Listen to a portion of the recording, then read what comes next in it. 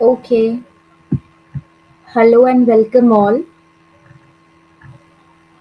So, today we have a crash course on Arbitration and Conciliation Act.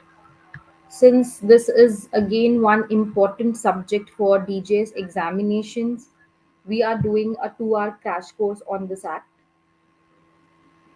Since we have limited time, so I'll be definitely going to the important sections and also uh, giving you all the case laws, important case laws, which will be helpful for your DJS prelims exam and mains too.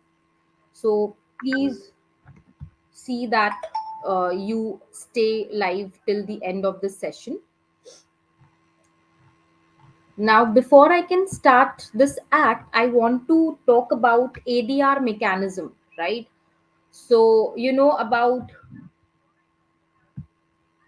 ADR mechanism. So, whenever we start with arbitration and conciliation, we have something called ADR mechanism. What is ADR mechanism?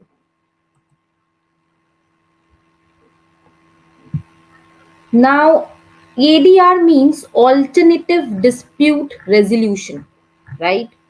Alternative dispute resolution is given to you, given to everyone. Why? Don't we have a dispute resolution system? Yes, we do have a dispute resolution system. Where?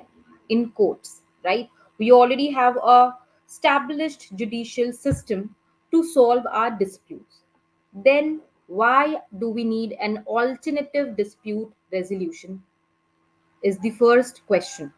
Why do we need an alternative dispute resolution? Is my first question, right? So, first, you need to know that we are already having a dispute resolution system. If you see, it's ADR. Now it can also be ADRS, right? It can also be ADRS. So when I'm talking about ADR, we come to only arbitration, alternative dispute resolution. But there is a S2 in this system. That means there is also one S, which means system.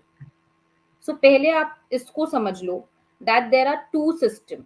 One is DRS, that means dispute resolution system, and one is ADRS, that means alternative dispute resolution system.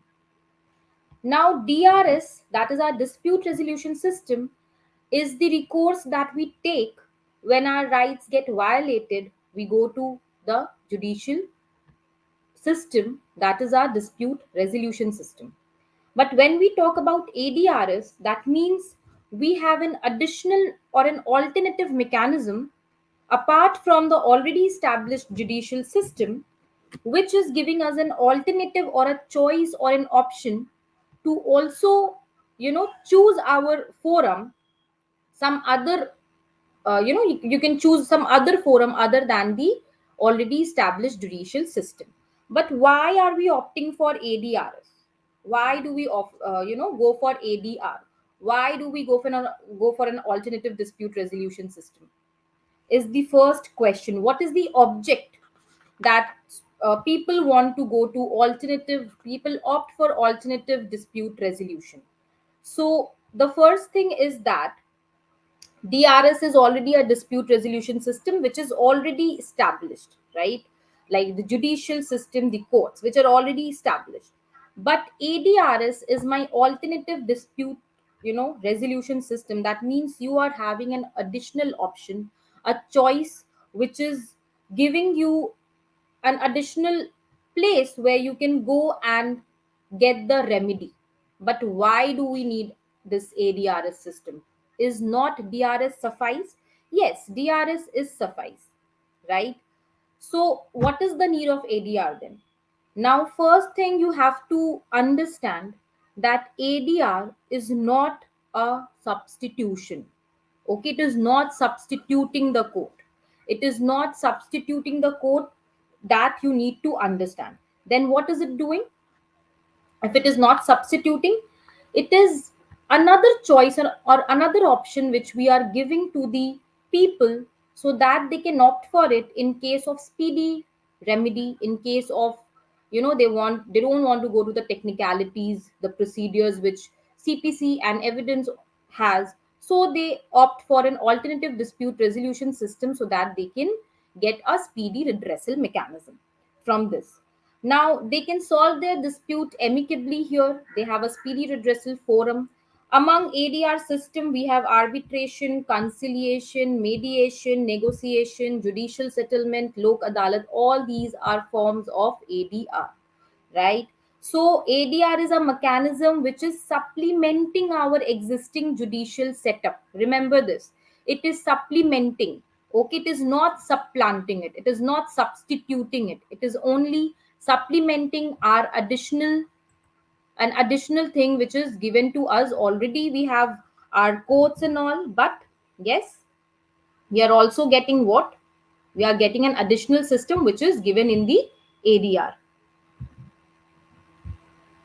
So before I can start, let me first discuss with you all the objects, right? So object is very important. What was the object with which ADR mechanism was brought up in our system? Why? Why is ADR mechanism there? So the first thing, why do we need ADR? Our answer to this is in some sections of Arbitration and Conciliation Act itself. As I already told you, you have to remember this, that it is not, it is not substituting or supplanting. It is supplementing. It is an additional setup, right? So when you see the act, now Arbitration and Conciliation Act is a very important act when we talk about alternative dispute resolution system. This act is very important, and arbitration as a system is more important than any other systems because it has a greater binding value than the other system. We will come to that also. Since we have limited time, I'll go through the important sections relating to object. Why do we need an alternative dispute resolution system? Is court not enough? As I already told you, it is our own choice. It is the choice of the parties. If they want to go for ADR mechanism, they can opt for ADR mechanism. There is no, wrong or no limitation on that. So why are we needing it? So आपका question बहुत सारा ऐसे आता है कि ma'am courts already हैं, why do we need to go for arbitration and conciliation? Now the first answer you will get is in section 19, right? Section 19, that is determination of rules of procedure. My first answer, the first object is section 19. Courts, if you go to court, you will have to follow all the technicalities, right? All the technicalities which is the procedural laws of CPC and evidence. So all those technical procedure, if you want to avoid, right, you can go for arbitral proceeding. That is given in section 19. I'll come to all the sections separately also. Then see section 20, place of arbitration. आप पूछोगे कि ma'am courts have a definite place, we know where to go, but arbitration के लिए कोई place we don't know, we have to choose our own place. So arbitration doesn't have that place also. Yes, it doesn't have. Then what is the recourse? Like section 22 talks about language. So, in courts, you know which language to follow. But what about ADR mechanisms? Which language to follow? Then section 27, court assistance in taking evidence. Please remember all the sections which I am marking, which I'm telling you. These are important with respect to object. You can write your object through these sections only. The object is already established in the act itself. Section 19, section 20, 22, and then I told you about 27, court assistance in taking evidence. Then you have section 17. Section 17 is interim measures ordered by arbitral tribunal. Just mark the section first, I'll come to it. How is it related with the object of ADR, right? Section 17. Then come to section 37, appealable orders, right? 37. Then 35 and 36, finality of arbitral awards and enforcement. And 34, which is application for setting aside arbitral award. Now remember that 34, 35, 36, 37 are all important sections. The sections which I have mentioned earlier are also important. So let me come to section 17, interim measure ordered by arbitral tribunal. Now you will tell me, ma'am, why should I go for arbitration? Why? My court, the judicial system already established, they are already giving us interim measures. Does arbitral tribunal give interim measures? Yes, it does. Where? Under section 17. So if I show you section 17 of this act, just come to section 17. Please have your bare act with you.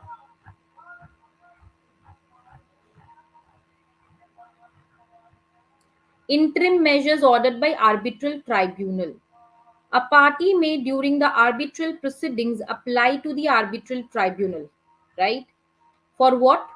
For the appointment of guardian for a minor or person of unsound mind, for an interim measure or protection in respect of these following matters, that is preserving and in preservation, interim custody or sale of any good, securing the amount in dispute in arbitration, detention, preservation or inspection of any property, interim injunction, and other interim measure of protection may appear to the arbitral tribunal to be just and convenient, and the arbitral tribunal shall have the same power for making orders as the court has for purpose of and in relation to any proceeding.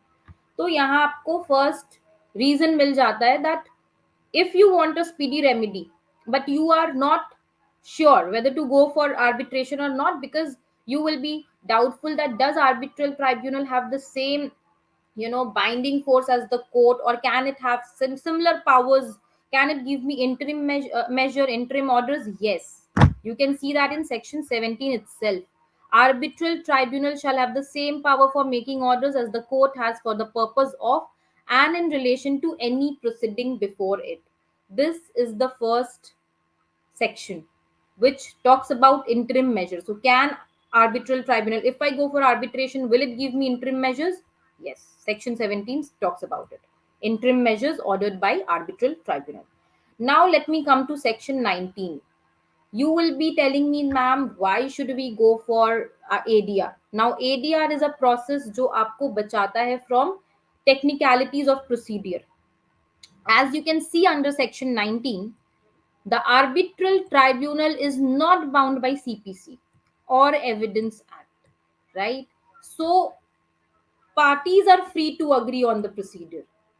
So, you are free to agree on the procedure. You can make it speedy by following your own procedure. You are not bound by the heavy technicalities or the heavy procedure which is given by CPC and Evidence Act, which takes a lot of time. So, the important part is that you want a speedy remedy, which everyone wants.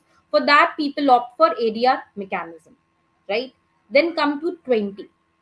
So, there are questions that what will be the place of arbitration, right? What will be the place of arbitration for courts? The court is situated at a particular place. You will be going there, you will be filing your plaint, you will be filing your written statement in the court. But here you have to file your statement of claim and statement of defense. Now, statement of claim is same as that of a plaint. Like in court, in CPC, in civil cases, you file your plaint first. You institute the suit by presenting a plaint. Here you have to file statement of claim, and defendant gives written statement in a civil case, but here the defendant will give you a statement of defense. So what will be the place of arbitration? Again, an important part, section 20. What is my place of arbitration? The parties are free to agree on the place of arbitration. So you don't have to worry about it. If one party is from Delhi, another is from, West Bengal, say for example. So you don't have to worry. The parties are free. You are free to agree on the place. If you want to do it in Delhi, you can, carry out your arbitration proceedings in Delhi. If you want it to be in West Bengal, you can do that. If you choose another venue, right, you can choose that also. Failing any agreement referred to in subsection 1, the place of arbitration shall be determined by arbitral tribunal having regard to the circumstances of the case, including the convenience of parties. So अगर आपने arbitration का place choose नहीं करा है, तो कोई problem नहीं है, fine. Section 20 clause 2 gives the solution to that also. If you have not chosen your place of arbitration, then that will be determined by the arbitral tribunal only, right? And due regard will be given to the circumstances of the case, including convenience also, कि parties के लिए convenient कहाँ है.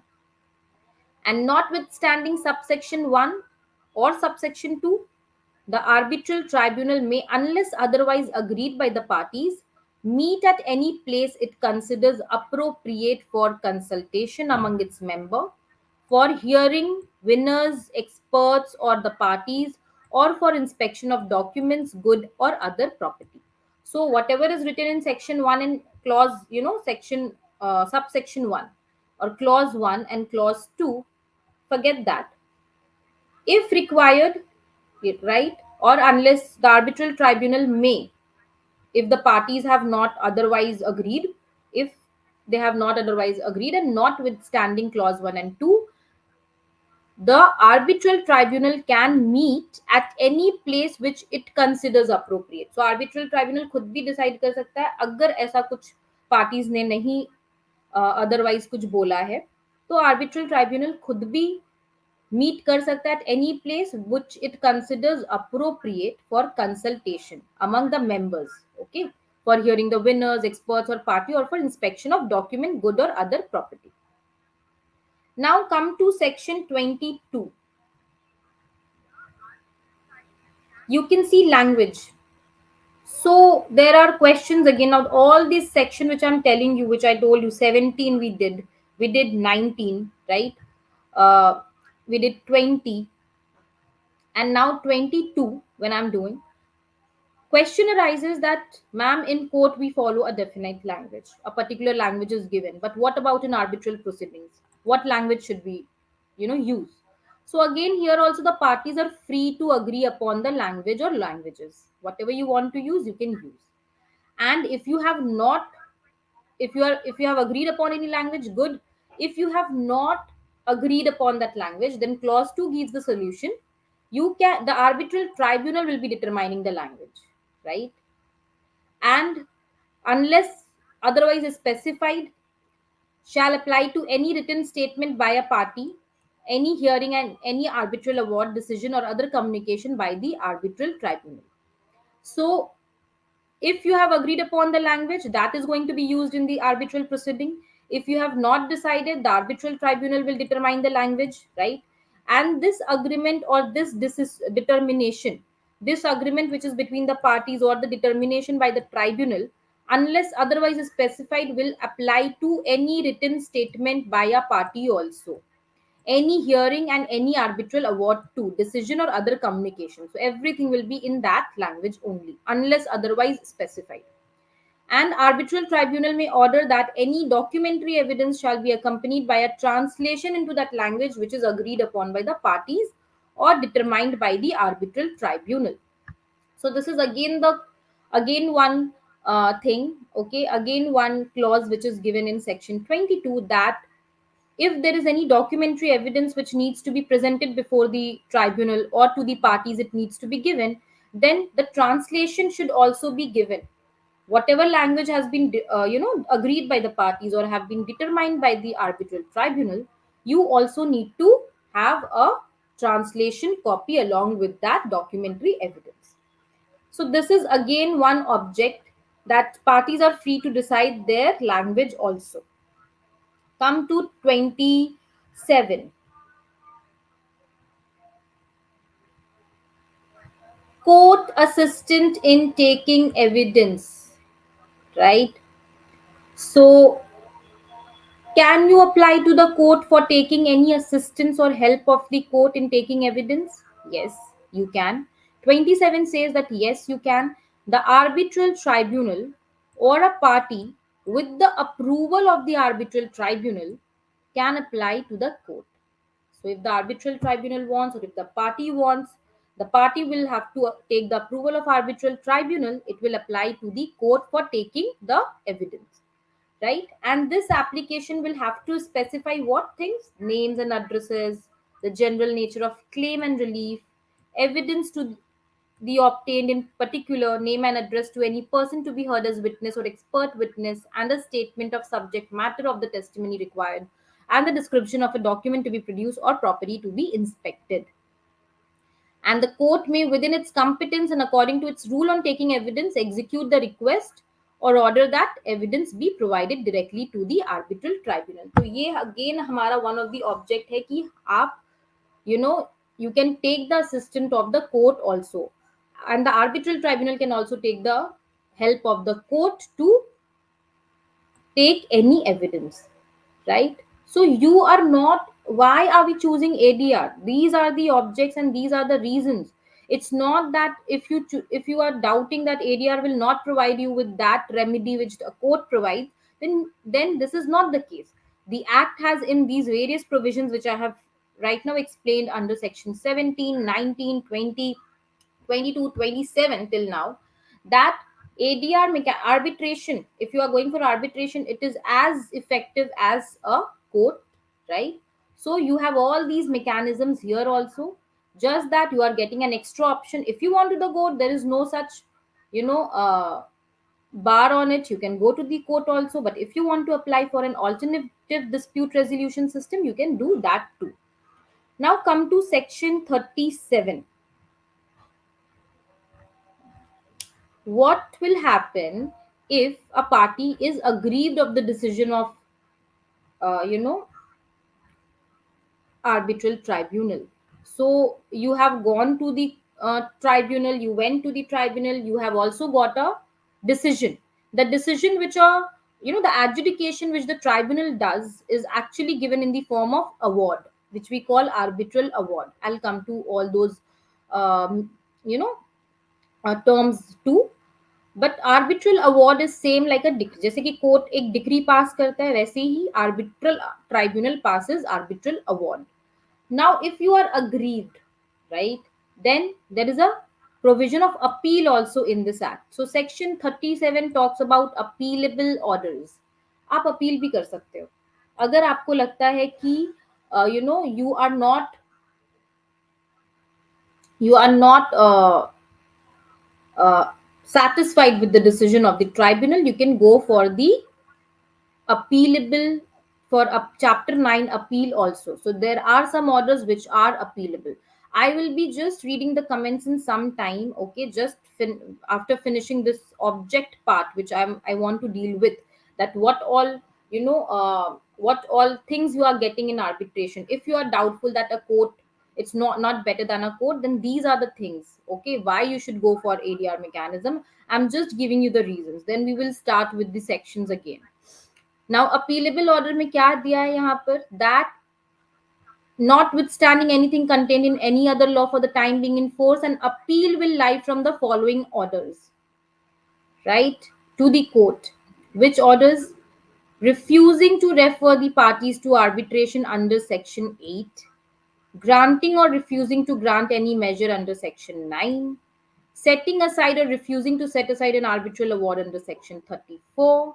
An appeal shall also lie to a court from an order of arbitral tribunal, right, in which, under which section, accepting the plea referred to in 2 or subsection 3 of section 16, or granting or refusing to grant an interim measure under section 17. And no second appeal shall lie, okay, from an order passed in appeal under this section. But nothing in this section will take away the right to appeal to Supreme Court also. So if you want, though there is no second appeal lying from an order passed in appeal, but you have a right to appeal to the Supreme Court. This right you are having. Apart from 37, see 34, 35 and 36. Very important sections, right? Now chapter 7, which is talking about recourse against arbitral award. So if you are not happy with the arbitral award, what is the recourse? Right? You can apply to set it aside. You can apply to set aside the arbitral award. On what grounds? Right? So do you have this option of setting aside the award? Yes. Recourse to a court against an arbitral award may be made only by an application for setting aside such award in accordance with subsection 2 and 3, which we are going to read.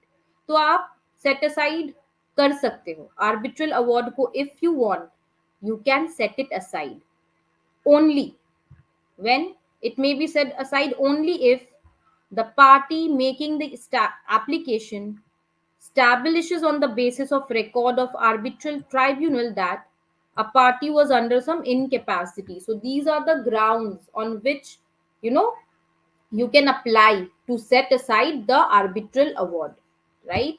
So if you want to set it aside, then you have to show these grounds that the party was under some incapacity or the arbitration agreement is not valid under the law. तो arbitration agreement ही अगर valid नहीं है तो वो arbitration पे जाएगा ही नहीं, right? And arbitral award का कोई validity नहीं है. The party making the application was not given proper notice of appointment of an arbitrator or of the arbitral proceeding. So one party is coming and he wants to set aside the award. Why? Because he says, he claims that he was not given proper notice about the appointment of arbitrator or about the proceeding, right? Or was otherwise unable to present his case. So see the grounds, okay? The grounds are very clear under section 34 clause 2. Please see the grounds for setting aside arbitral award. There are 5 grounds given here. Then the arbitral award deals with a dispute not contemplated by or not falling within the terms of the submission to arbitration, or if it contains decision on matter beyond the scope of submission to arbitration. So if that award is dealing with a dispute जो fall नहीं करता है within what they wanted, या फिर award has been passed because the tribunal has acted beyond the scope. So it was not it the whatever award they have passed, right? It is containing decisions which is beyond the scope of submission to arbitration, then also it can be set aside, provided that if the decisions on matters submitted to arbitration can be separated from those not so submitted, only that part of award which contains decision on matter not submitted to arbitration may be set aside. तो हमने कुछ matter submit करा और कुछ matter हमने submit नहीं करा था, लेकिन arbitral tribunal has dealt with the matter which was not submitted. We did not submit only these disputes, but arbitral tribunal has dealt with that disputes also. So if those can be separated, what we wanted and what we not wanted can be separated, then that part will be separated for which we did not submit, right? And fifth ground is the composition of arbitral tribunal or the arbitral procedure was not in accordance with the agreement of the parties. So if the parties are have not agreed with this procedure or they were not wanting this composition, right, then also it can be set aside unless such agreement was in conflict with the provision of this part from which the parties cannot derogate, or failing such agreement was not in accordance with this part, or the court finds, right? Now there is a clause B. So as you can see, we have under section 34, we have all the grounds of setting aside an arbitral award, which is very important. So please read section 34 properly, application for setting aside arbitral award. And if the court finds that the subject matter of the dispute is not capable of settlement by arbitration, or the arbitral award is in conflict with policy or public policy of India, or the making of the award was induced or affected by fraud or corruption, or if it is in contravention with the fundamental policy of Indian law, or if it is in conflict with the most basic notions of morality or justice. So, for in all these cases, also the court can set aside the arbitral award, right? Now, this is, this explanation is given for avoidance of any doubt. When will you say that the award is in conflict with public policy? What I just told, right? Then there are other clauses too under this, but this is really important. What are the grounds to set aside an arbitral award? Now I'll just see some comments coming in, so please wait. Just go through this uh, part, the grounds.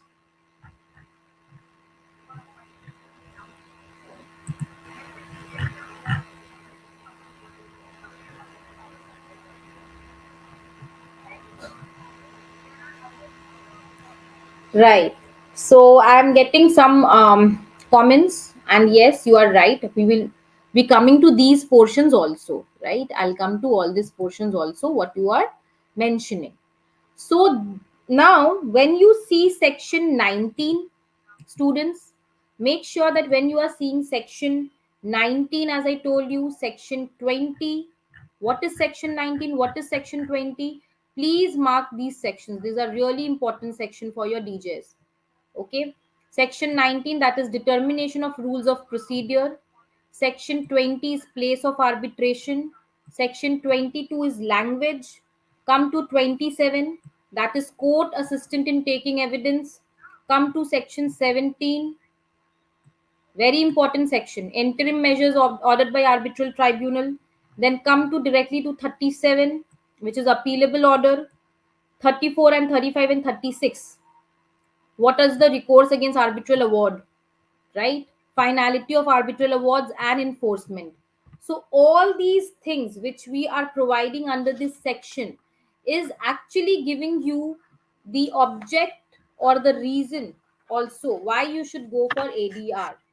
If you are doubtful that we should go to court or we should go to ADR, then this will clear your doubt. Because if you ask me, ma'am, court has a particular location, right? What about arbitration? Section 20 talks about the place of arbitration, as I told you, as agreed by the parties. If you have not agreed, arbitral tribunal will select the location, right? Will select the place of arbitration. Then if you ask me, ma'am, court has a language, what about arbitration? Right? What to do in arbitration? Yes, you can select your own language also. If you have not selected, the arbitral tribunal will do that, right? So these are some recourses which you can, for which you can also opt for ADR, right? So ADR, whatever award it is passing, it has the same effect in an arbitration proceeding. Whatever award is passed, arbitral award is passed, it will have the same binding force as that of a court. So that is why you should always understand that it's not lesser. You are getting your adjudication here also, which has a clear binding value and a good binding value. Yes, arbitration, as I told you, has a greater binding value than other modes of dispute resolution system. Now question arises, is arbitration mentioned anywhere in any other statute? I'm asking you all. Yes. Can I get the comments to this? Is arbitration mentioned, like something called arbitration or something nearer to arbitration, mentioned in any other statute? Have you seen? Yes, students, tell me. Can you see any other statute? Can you find arbitration provisions? CPC. Under CPC, yes, Tanishka, right. So if you see CPC, which section? Section 89 of CPC talks about arbitration, right? And any order related to it? Right, right, Runa. Any order related to arbitration? Section is 89. Good, very good. What about orders? What about orders? It's order 10. If you see order 10 of CPC, order 10 of CPC, rule 1A, 1B, 1C also talks about, also give provisions of arbitration in CPC. So we have section 89, and the orders which are related with arbitration in CPC is order 10, rule 1A, rule 1B, rule 1C. So ADR also has a procedural aspect, right? ADR also has a procedural aspect because it is mentioned in CPC also. But was it there from the very starting? Was ADR or arbitration mechanism there from the very starting in CPC? Was this, this aspect there in CPC before?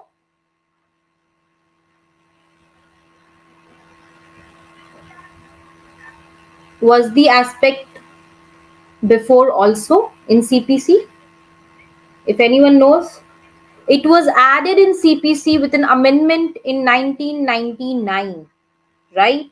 It was added to CPC in 1999, which came into force in 2002.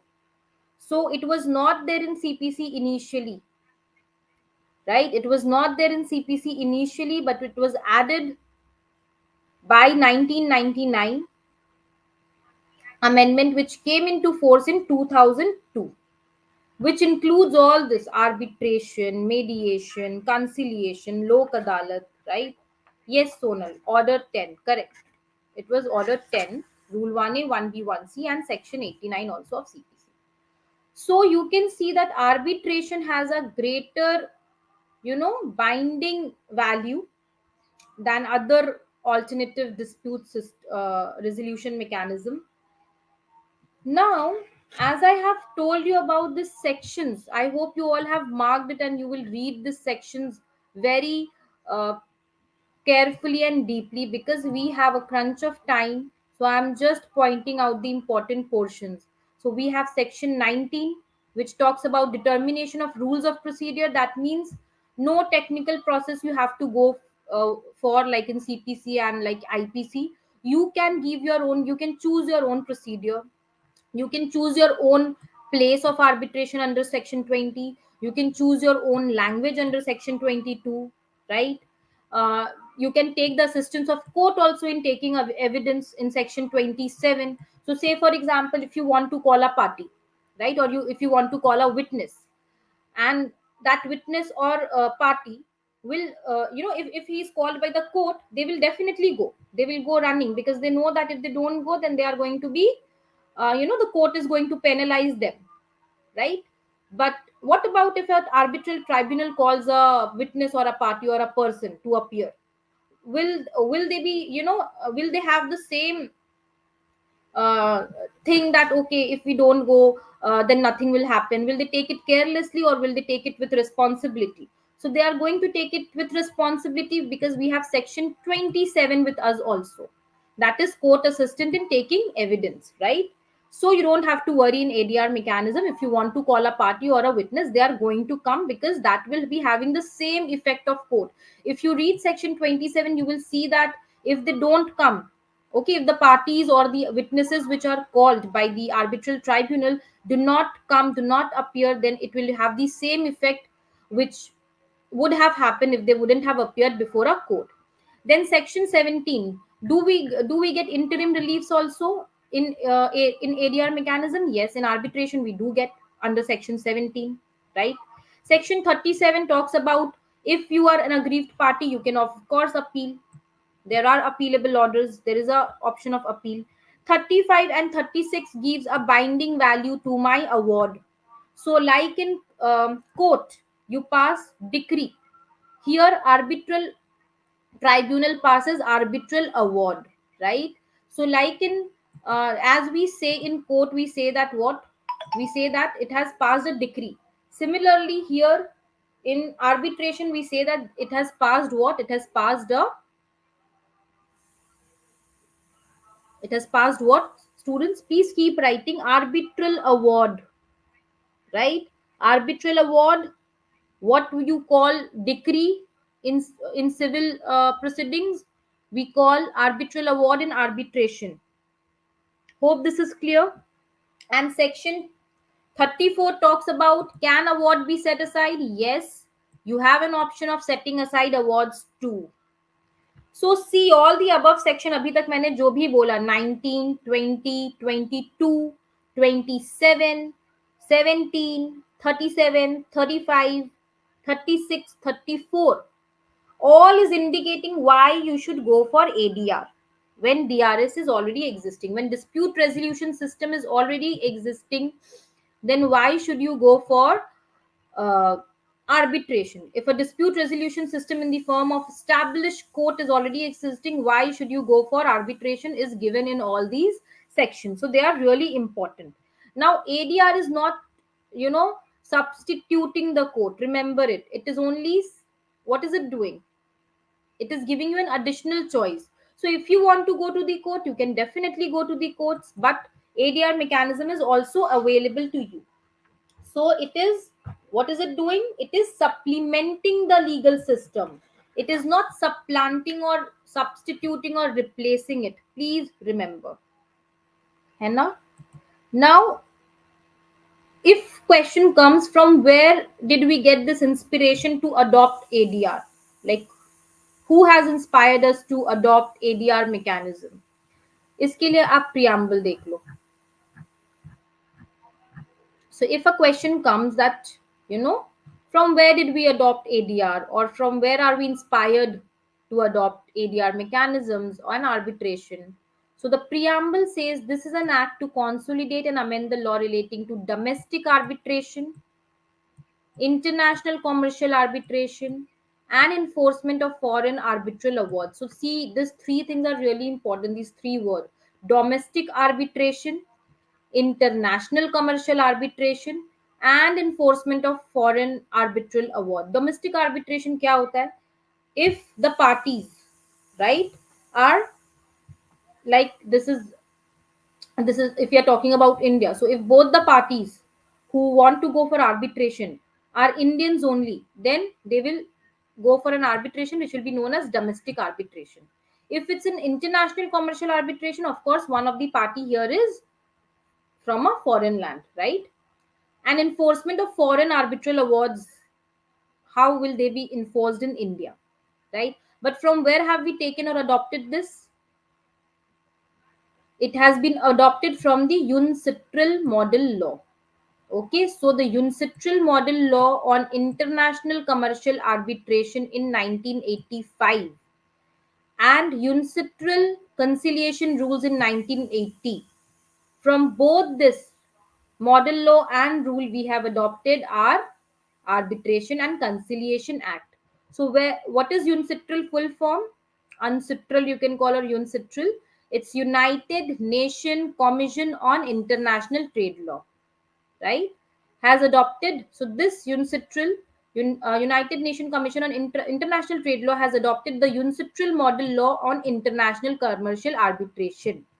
And whereas the General Assembly of United Nations have recommended that all countries should give due consideration to this model law. Why? Because to create uniformity of law in all the countries.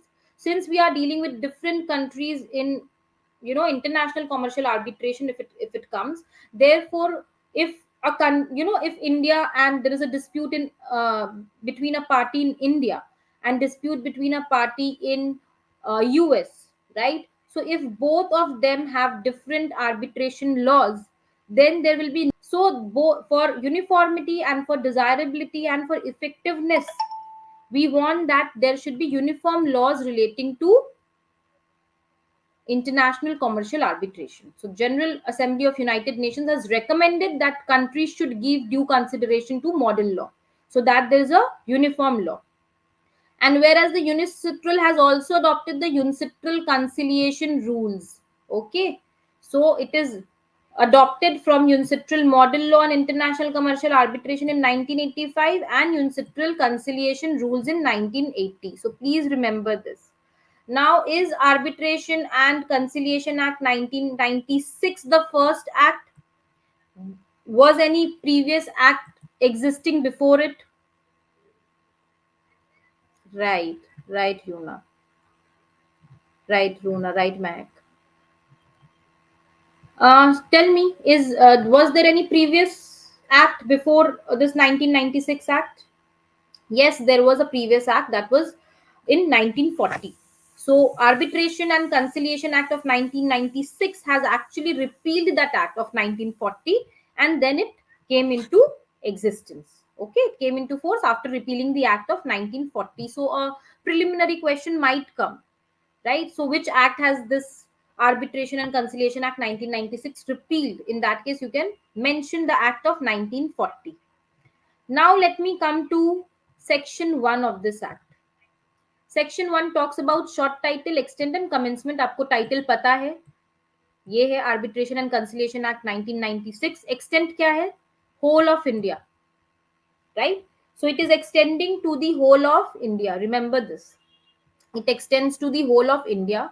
provided that part 1, 3 and 4 shall extend to state of Jammu and Kashmir only insofar as they relate to international commercial arbitration, as the case may be international commercial conciliation, right? And when has it come into force? It will come into force on such date as the central government will notify in the official gazette, right? So it will come into force on that day. Now see one thing, that when I talk about the application, please remember that it is extending to the whole of India. And when was it enforced, students? When was it enforced? Can anyone tell me when was it enforced? When was this act enforced? Yes, anyone?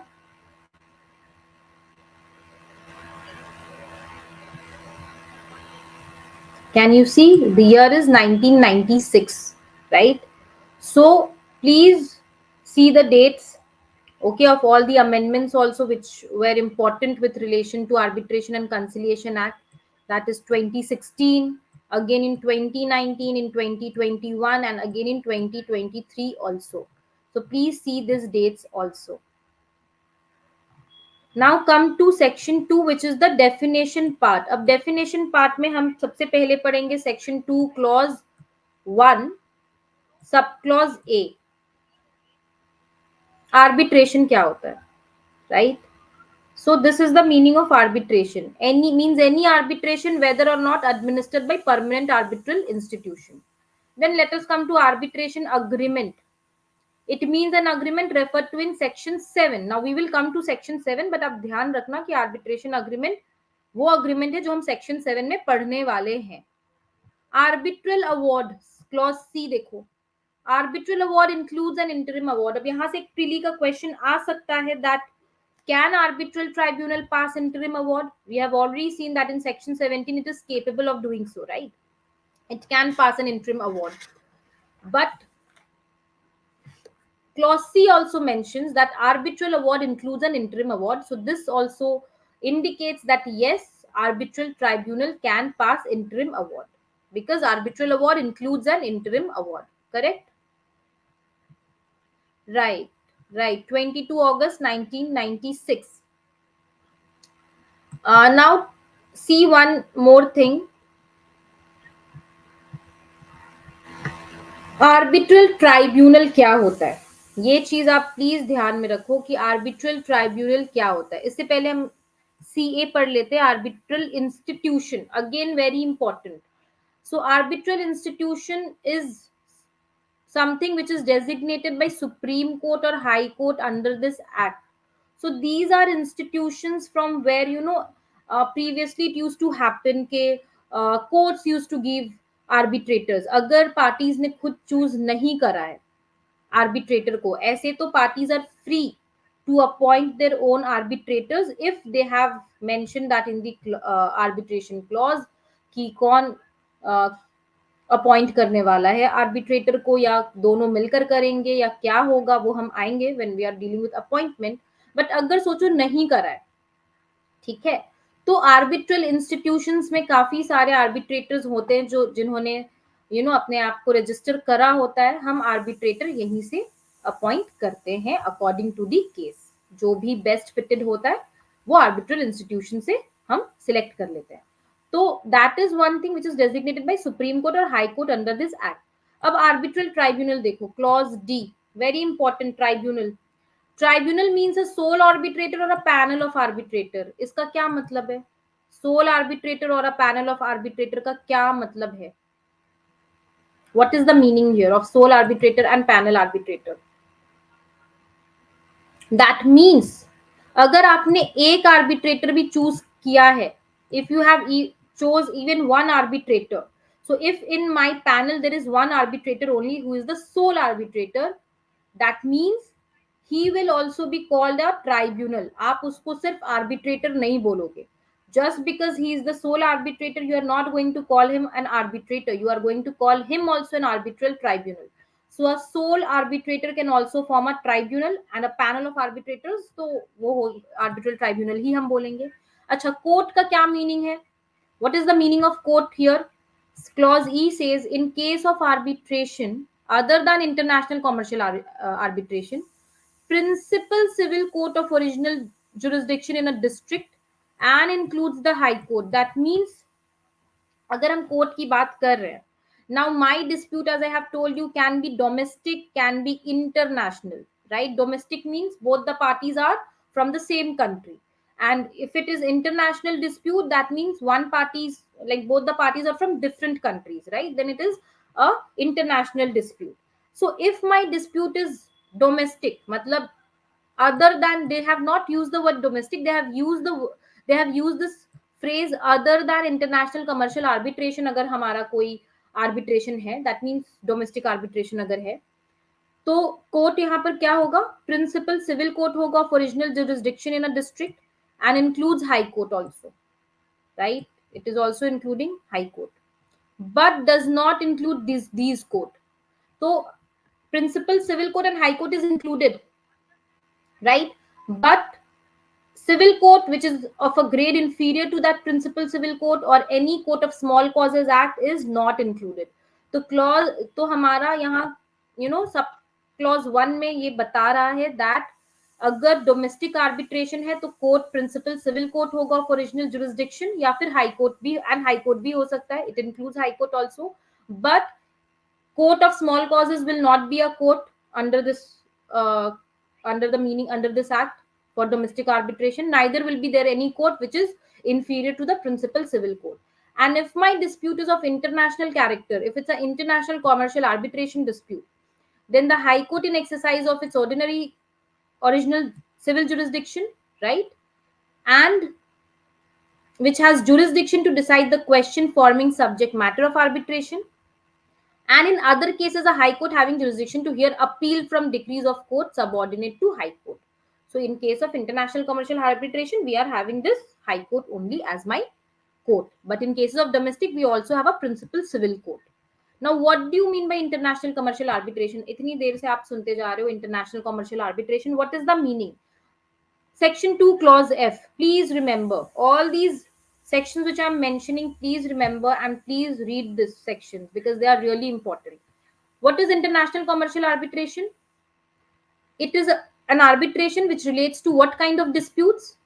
Which is arising out of legal relationship, whether contractual or not. Please mark this line, whether contractual or not. It means my dispute is arising out of legal relationship, but this legal relationship can be contractual nature, cannot be of contractual nature. They are considered as commercial under the law of law in force in India, and where at least one of the parties is an individual who is a national of or habitually resident in any country other than India, a body corporate which is incorporated in any country other than India, an association or body of individual whose central management and control is exercised in any country other than India, or the government of a foreign country. So if at least one of the party is from these, from these subsections, then it will be an international commercial arbitration, right? So if the person is not a national of India, he belongs to some other country, or a body corporate which is not incorporated in India, or an association or a body of individuals which are again in in any other country whose control is exercised by some other country other than India and the government of a foreign country. So if the parties are any of these, then the arbitration is of international character and is international commercial arbitration. Okay, hope this part is clear to everyone.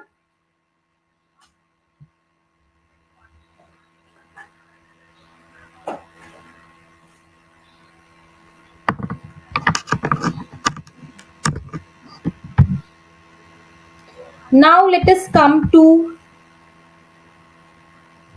Section 2G which is legal representative. अभी देखो आपको एक यहाँ पर जो legal representative है, right, you also get this definition in CPC. So I'm not going through it, but still I'm just reading it. Section 2 clause G.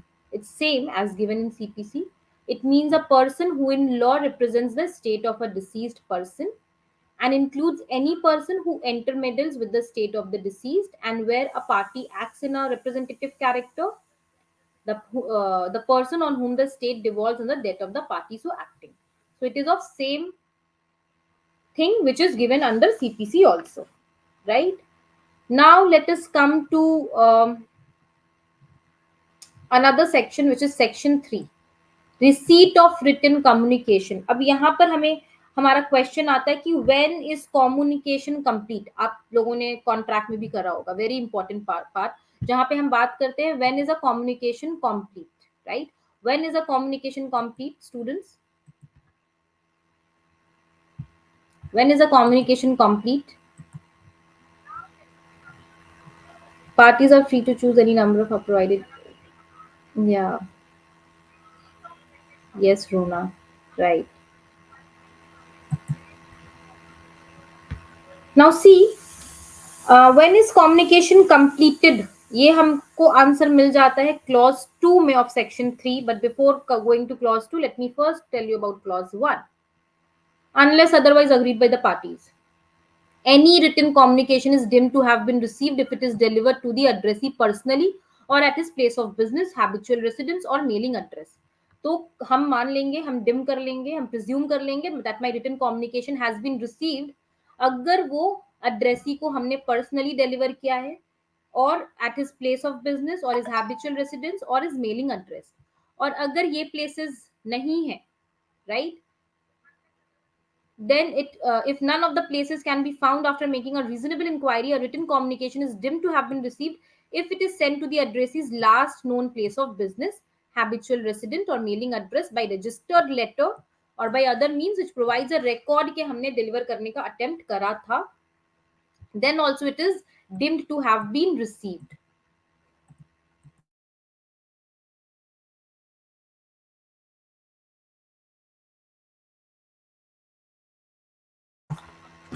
So it is deemed to have been received in these cases. And the communication is deemed to have been received on the day it is so delivered, right? So my communication is deemed to have been received on the day on which it is delivered. And this section does not apply to written communication in respect of proceedings of any judicial authority.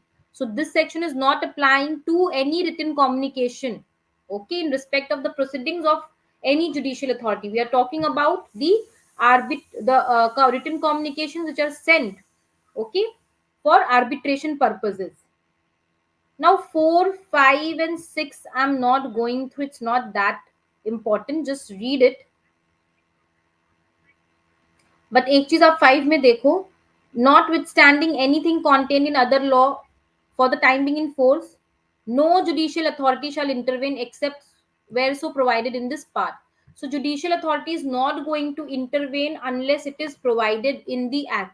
So the extent of judicial intervention is only for that portion which is provided in this part. If it is not provided, then they are not going to intervene.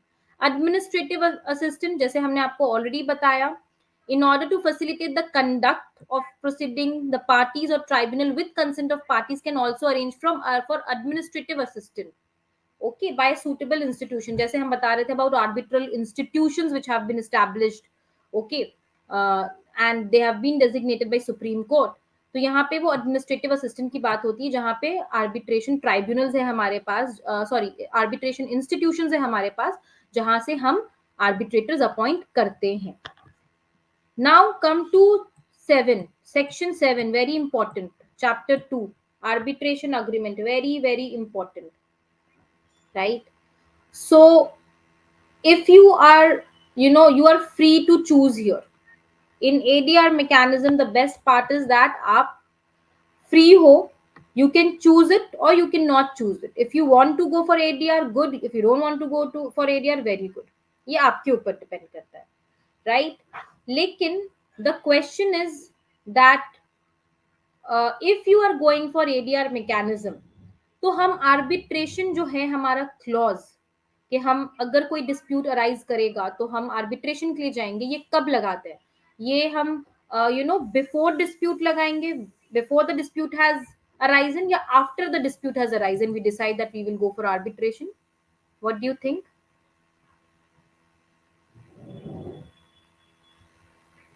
if I am going for arbitration, what will be my approach? Will it be like we will decide that we will go for arbitration before the dispute has arisen, or do we choose arbitration afterwards? Tanishka says both, Runa says it's a prerequisite.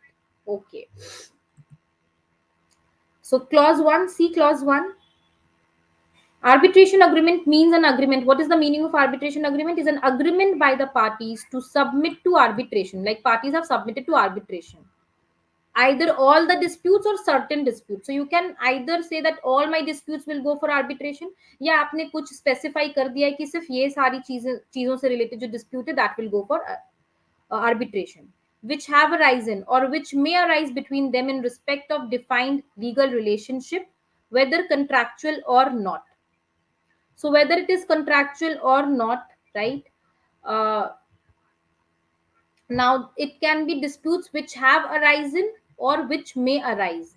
That means if you want to if you want to put a arbitration clause, whether you can put it before or after, you have recourse to both, right? Generally people put it before only, that in case of, and to avoid any kind of problems and complications, they do put it in their agreement, or they do make a separate agreement.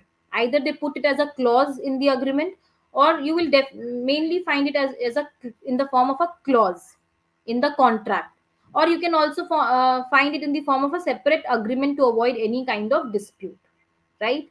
So it can either be in the form of an arbitration clause, it can also be in the form of a separate agreement, but the important part is that it shall be in writing. Don't miss this out. Clause 3 of section 7, it should be in writing, right? And if it is in writing, it should be signed by the parties, right? And an exchange of letters or these are there, then it, if you have to provide a record of that agreement, or if there is an exchange of statement of claim and defense in which the existence of agreement is alleged by one party and not denied by the other. If it's, in claim and defense, then it should be and in which the existence of agreement is alleged by one party and it is not also denied, then only it will be dim that it is, the arbitration agreement is in writing, right? So it has to be in writing, and in all these cases it will be dimmed that it is in writing. If it is contained in a document signed by parties, or if it is in, exchange of letters also, which provides that yes, the agreement was recorded, or if it is, contained in an exchange of statement of claim and defense also, right? In all these things, the arbitration agreement is said to be in writing. So this is my arbitration agreement. Now it can be again, see, it says the reference in a contract to a document containing an arbitration clause constitutes an arbitration agreement if the contract is in writing and the referee is such as to make that arbitration clause part of the contract. So if it, you know, if it is in the form of a contract which has a clause, then that clause is itself going to, it is itself going to form an arbitration agreement. तो भले ही वो पूरे contract में सिर्फ एक clause के form में है, that is not the issue. It can be in the form of a clause, but it will be considered that it is an arbitration agreement, that one clause will constitute a whole arbitration agreement. तो हमने पहला क्या पढ़ा? पहला ये that, अगर soul arbitrator है उसको भी हम आर्बिट्रल ट्राइब्यूनल ही बोलेंगे, पैनल ऑफ आर्बिट्रेटर्स है उसको भी आर्बिट्रल ट्राइब्यूनल बोलेंगे. Sole arbitrator does not mean that हम उसको आर्बिट्रेटर ही बोले. एंड सेकेंड इज, भले ही आर्बिट्रेशन अग्रीमेंट हमारा जो क्लॉज है वो is just a clause in an agreement, but it is constituted, it is constituting a whole arbitration agreement. If it is in writing, it is considered to be the whole agreement of arbitration, right? तो इसको आप याद रखना.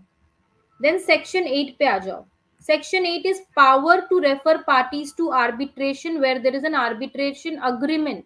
तो यहाँ हम बात कर रहे हैं कोर्ट के पावर की, जुडिशियल अथॉरिटी के पावर की, that if you go to the court, the court has a power that it will refer the parties to arbitration. Court क्या करेगा? पार्टीज को कहाँ रेफर करने वाला है? आर्बिट्रेशन में. Yes. Yes, Runa. Whether it's a clause or separate agreement, both works, right? Both works. Court क्या करने वाला है सेक्शन 8 के अंदर? What is the court going to do students? The court is going to, what is the court going to do? Tell me. The court is going to refer the parties to arbitration. अगर आप court में जाते हो तो court क्या करेगा? Court आप will refer the parties to arbitration.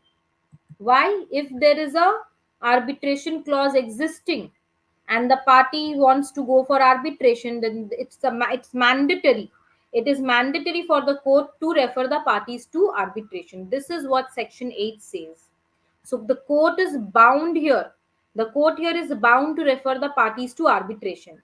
So section 8 is mandatory. Section 8 is mandatory. You can see the word shall here. So shall makes it, the word shall here makes it mandatory that the court is going to refer the parties to arbitration, right?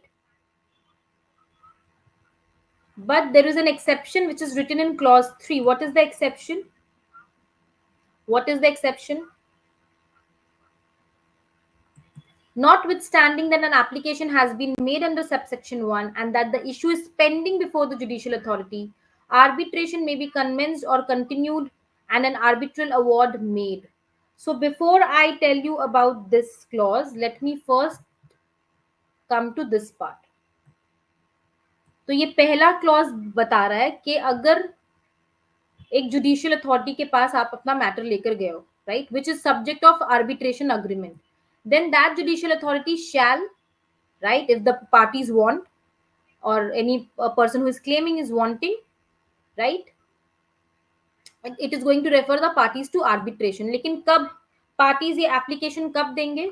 Parties को ये apply करना पड़ेगा not later than the date of submitting his first statement on the substance of dispute. When is the party going to apply for to ask the court कि आप मेरे case को please refer कर दो for arbitration? When? Not later than the date of submitting his first statement. तो इससे पहले कि आप अपना फर्स्ट स्टेटमेंट प्रेजेंट करो इन द कोर्ट, आप या तो उससे पहले ही अपना एप्लीकेशन दे दो that you want to go for arbitration, या उस दिन ही आप यू नो अपने स्टेटमेंट के साथ, अपने फर्स्ट स्टेटमेंट के साथ ही अपना एप्लीकेशन दे दो that you want to go for arbitration, right? And this application is not going to be entertained if you don't accompany it with an original arbitration agreement or a duly certified copy, right? And if the original arbitration copy is not available, तो आप क्या करोगे? And available with the party who is applying, and the said agreement or certified copy is retained by other party, then the party who is applying shall file such application along with a copy of arbitration agreement and a petition praying the court to call upon the other party to produce the original arbitration agreement. तो अगर उसके पास original arbitration agreement नहीं है, right, या certified copy नहीं है, तो it can just file an application along with a xerox copy of the agreement and ask the court कि आप प्लीज दूसरे पार्टी को बोलो कि वो ओरिजिनल आर्बिट्रेशन अग्रीमेंट आपके सामने या ड्यूली सर्टिफाइड कॉपी आपके सामने प्रेजेंट कर दो. And clause 3 says, what does clause 3 says? Notwithstanding that an application has been made and that the issue is pending, arbitration may be commenced or continued and an arbitral award made. So भले ही, right, यहाँ पे देखो, यहाँ पे ये लिखा है कि भले ही मेरा एप्लीकेशन हमने कर दिया या मेरा इशू पेंडिंग है, still we can start the arbitration and we can continue and arbitral award can be made. भले ही मेरा matter is pending in the judicial authority, we can commence with the arbitration, right? Now come to section 9, interim measures by court. Very important, interim measures by court. So if you want you can go to the court and you can ask for interim measures. What are kind of interim measures? Like if there, I've already told about these interim measures. So can court grant an interim relief during arbitration proceeding? See, a party may before or during arbitral proceeding or at any time after the making of arbitral award, but before it is enforced, apply to the court for all these interim measures, and the court is having the power to grant these measures. Section 9, interim measures by court. So please remember, these are interim measures by court. Remember it. It's not by the tribunal. It is interim measure by court. Remember this. And what kind of interim measures can the court pass? See, if you want to appoint guardian for a minor, or for preservation of, you know, property. अब जब हम section 9 पढ़ते हैं ना, तो हम section 17 भी इसके साथ पढ़ते हैं, क्योंकि सेक्शन 9 के साथ सेक्शन 17 पढ़ना इज इम्पोर्टेंट, या उसको साथ में ही पढ़ते हैं. सेक्शन 9 था हमारा interim measures by court, while 17 is interim measure ordered by tribunal. तो देखो यहाँ पे दो चीजें हैं, आप या तो इंटरिम मेजर कोर्ट से मांग सकते हो, या फिर इंटरिम मेजर आप ट्राइब्यूनल से भी मांग सकते हो, राइट. सो जनरल रूल तो हमारा ये है कि अगर आपका आर्बिट्रेशन कमेंस नहीं हुआ है, तो आप कोर्ट से इंटरिम मेजर ले लो सेक्शन 9 के अंदर, right. If your arbitration has not commenced, तो आप कोर्ट के पास जाओ और अपना इंटरिम रिलीफ ले लो अंडर सेक्शन 9. नाउ से for example, if the arbitration proceeding is going on, in this case generally who will give you relief? Will it be the court giving relief, or will it be arbitral tribunal giving you interim relief? Tell me. Yes, yes, Runa. Section 9 is my arbitral interim measure by court. Section 17 is interim measure by tribunal. Very good. तो अगर सोचो arbitration start नहीं हुआ है, तो चलो हम court के पास जाकर ले लेते हैं अपना इंटरिम मेजर. लेकिन अगर arbitration proceeding is going on, then what will happen? In that case, what are you going to do? If the arbitration proceeding is going on, will you go for section 9 or will you go for section 17? So in this case, generally, if my arbitration proceeding is going on, so I will go to arbitral tribunal only for granting me the interim relief under section 17. This is the general rule. But of course, to every general rule, there is an exception. So we will come to that exception also. And in case the award has been given but not yet enforced, if the if it is given but not yet enforced, then also court will be giving. So court will be giving before the commencement of arbitration or after the enforcement of award. The award has been given but not yet enforced, क्योंकि award तो already दे दिया है उन्होंने. So in this cases the court is going to give, but during the pendency of our proceeding in the before the arbitral tribunal, it will be the arbitral tribunal only giving the award, giving the interim measure, right? And for all these things we take arbitral award. See, where before the commencement of arbitral proceeding a court passes an order of interim measure, the arbitral proceeding shall be commenced within a period of 90 days from the date of such order. And once the arbitral tribunal has been constituted, the court will not entertain an application under subsection 1 unless the court finds that circumstances exist which may not render remedy provided under section 17 efficacious. तो आप ये देख लो, right? So see this.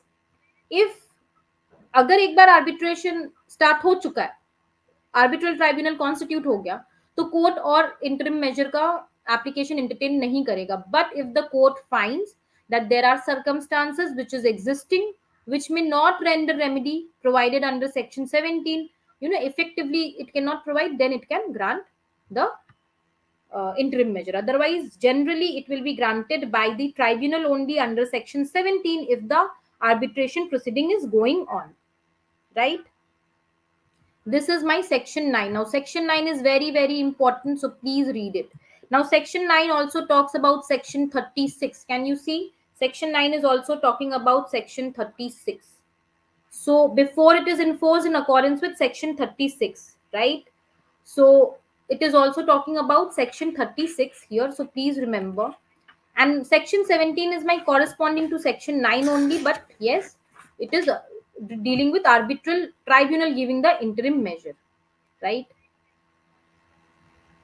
Now come to 10. 10 is again important. Composition. हम chapter 3 पे जब आते हैं, composition पे आते हैं of my tribunal. Then how many arbitrators are generally appointed?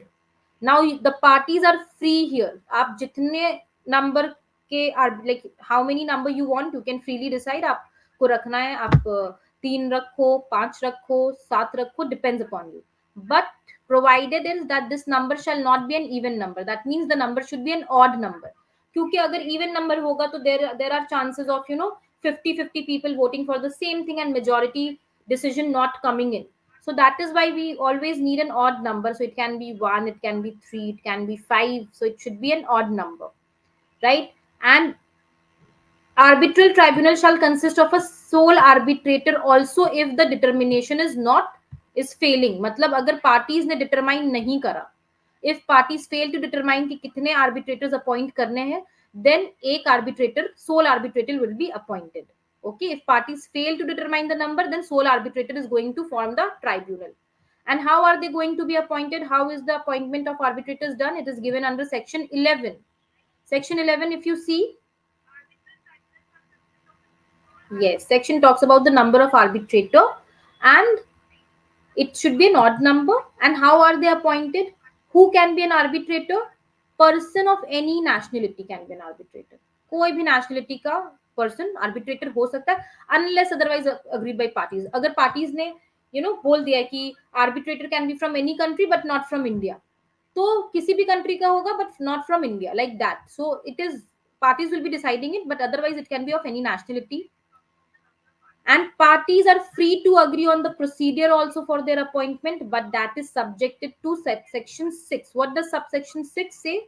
If under an agreement procedure agreed upon by the party, a party fails to act as required under that procedure, or the parties or two appointed arbitrators fail to reach to an agreement, or a person who is including an institution fails to perform any function entrusted to him in that procedure, then the appointment shall be made on an application of the party by arbitral institution designated by Supreme Court in case of international commercial arbitration, or by High Court in case of arbitrations other than international commercial arbitration. So जिधर भी ये लिखा होगा ना other than international commercial arbitration, आप समझ लेना कि वो domestic arbitration की बात कर रहा है, like for your own clarity and for your own convenience. Otherwise, never in your answer write domestic arbitration. Always try to write other than international commercial arbitration. तो एक तो हमारा हो गया इंटरनेशनल कमर्शियल आर्बिट्रेशन, और एक है हमारा other than international commercial arbitration. Now what is going to happen if this thing is coming in where the appointment is, though the parties are free to have their own will and wish relating to the procedure of appointment, लेकिन यहाँ पे क्या बोल रहा है बताओ. अगर हमने कोई आर्बिट्रेटर नहीं चूज करा, एक भी नंबर हमने डिसाइड नहीं करा, तो sole arbitrator will form, right. Otherwise अगर हमने नंबर डिसाइड कर लिया तो कोई प्रॉब्लम नहीं है. प्रॉब्लम कब अराइज होती है? जब हम वन आर्बिट्रेटर अपॉइंट करते हैं. If I am appointing only one arbitrator, right, and I am telling the opposite party की आप अपॉइंट कर लो. हमने पार्टी ऑपोजिट पार्टी को बोला कि आप अपॉइंट कर लो, कोई प्रॉब्लम नहीं है, एंड एक अपॉइंट कर लो. या फिर दो आर्बिट्रेटर्स अपॉइंट करने हैं, और दो आर्बिट्रेटर, अगर दो आर्बिट्रेटर अपॉइंट करा है और वो दो आर्बिट्रेटर मिलकर एक प्रिसाइडिंग ऑफिसर, एक थर्ड आर्बिट्रेटर को अपॉइंट करते हैं, who is the presiding arbitrator. But say for example they don't appoint. So if the opposite party is not appointing, or or the two arbitrators are not appointing the third arbitrator, in these cases what will happen? Honorable Supreme Court and High Court have been given that power under section 11 to appoint arbitrator. तो international commercial arbitration के लिए it is Supreme Court, and domestic arbitration मतलब other than international commercial arbitration के लिए it is High Court, right? So this is what is the thing here, that if the parties cannot decide, or if the arbitrators cannot decide on the appointment of third arbitrator, then it will be decided by Supreme Court and High Court. Supreme Court for international commercial arbitration and High Court for domestic arbitration, right?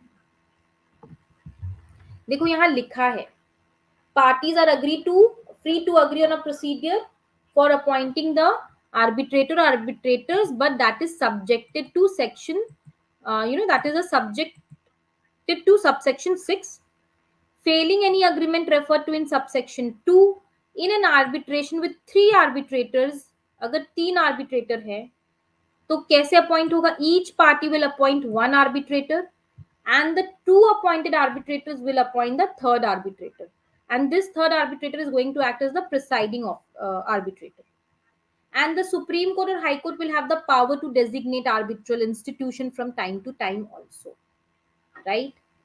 So, and if a party fails to appoint an arbitrator within 30 days from the receipt of request, or if the two appointed arbitrators fail to agree on the third arbitrator within 30 days, appointment shall be made by arbitral institution, which is designated by Supreme Court in case of international commercial arbitration, or by High Court in case of domestic arbitration. ये है, right? तो इसको please आप ध्यान से पढ़ो. Section 10 and section 11 is really important. It's composition of arbitral tribunal, where this is number and this is appointment of arbitrator. Now let us come to section 12. You can 11 you can skip right now. Section 12, right? Now section 12 calls talks about grounds for challenge. Grounds for challenge. Challenging what? Can you challenge the appointment of arbitrator? Can the party challenge? Yes, it can challenge. But what are the grounds? So these are the grounds for challenging the appointment. कि हम क्यों challenge कर रहे हैं, हम क्यों नहीं चाहते कि वो रहे. So when a person is approached in connection with his possible appointment as an arbitrator, he has to disclose in writing that such as the existence, either direct or indirect, of any past or present relationship with or interest in any of the parties, or in relation to subject matter in dispute, whether financial, business, professional, or any kind, which is likely to give a justifiable doubt as to his independence or impartiality, and which are likely to affect his ability to devote sufficient time to arbitration, and in particular his ability to complete the entire arbitration within a period of 12 months. तो जब भी एक person को हम approach करते हैं कि आप हमारा arbitrator, do you want to become our arbitrator, is it okay for you? तो and if he accepts, he has to disclose in writing कि yes he is available, he has sufficient time, जैसे clause B में दिया है कि हाँ मेरे पास टाइम है, I have sufficient time to deal with your matter, and I will complete the entire arbitration within a period of 12 months. And second is uh, that I don't have a past or present relationship with any of the parties, or I don't have the interest in the subject matter also of the dispute, so that you are in you should prove that you are independent and you will not be partial, right? So these grounds. Explanation 1 says the ground which are stated in fifth schedule shall guide in determining whether circumstances exist which gives rise to justifiable doubt as to independence or impartiality, and disclosure shall be made by any person in the form specified in sixth schedule. तो अगर आप schedule देखो, अगर मैं आपको schedule दिखा दूं for this, right?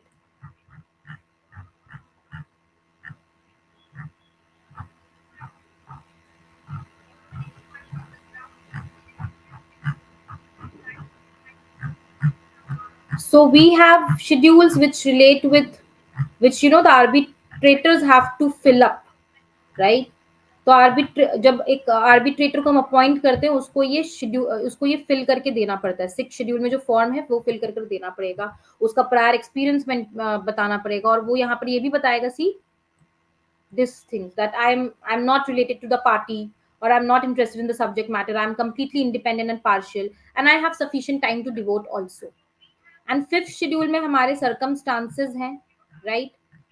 See, if you see the fifth schedule, there are following grounds which can give rise to justifiable doubt as to the independence or impartiality of the arbitrator.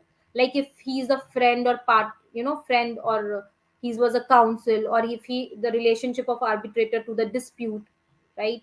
Or if he is directly or indirectly interested in the dispute.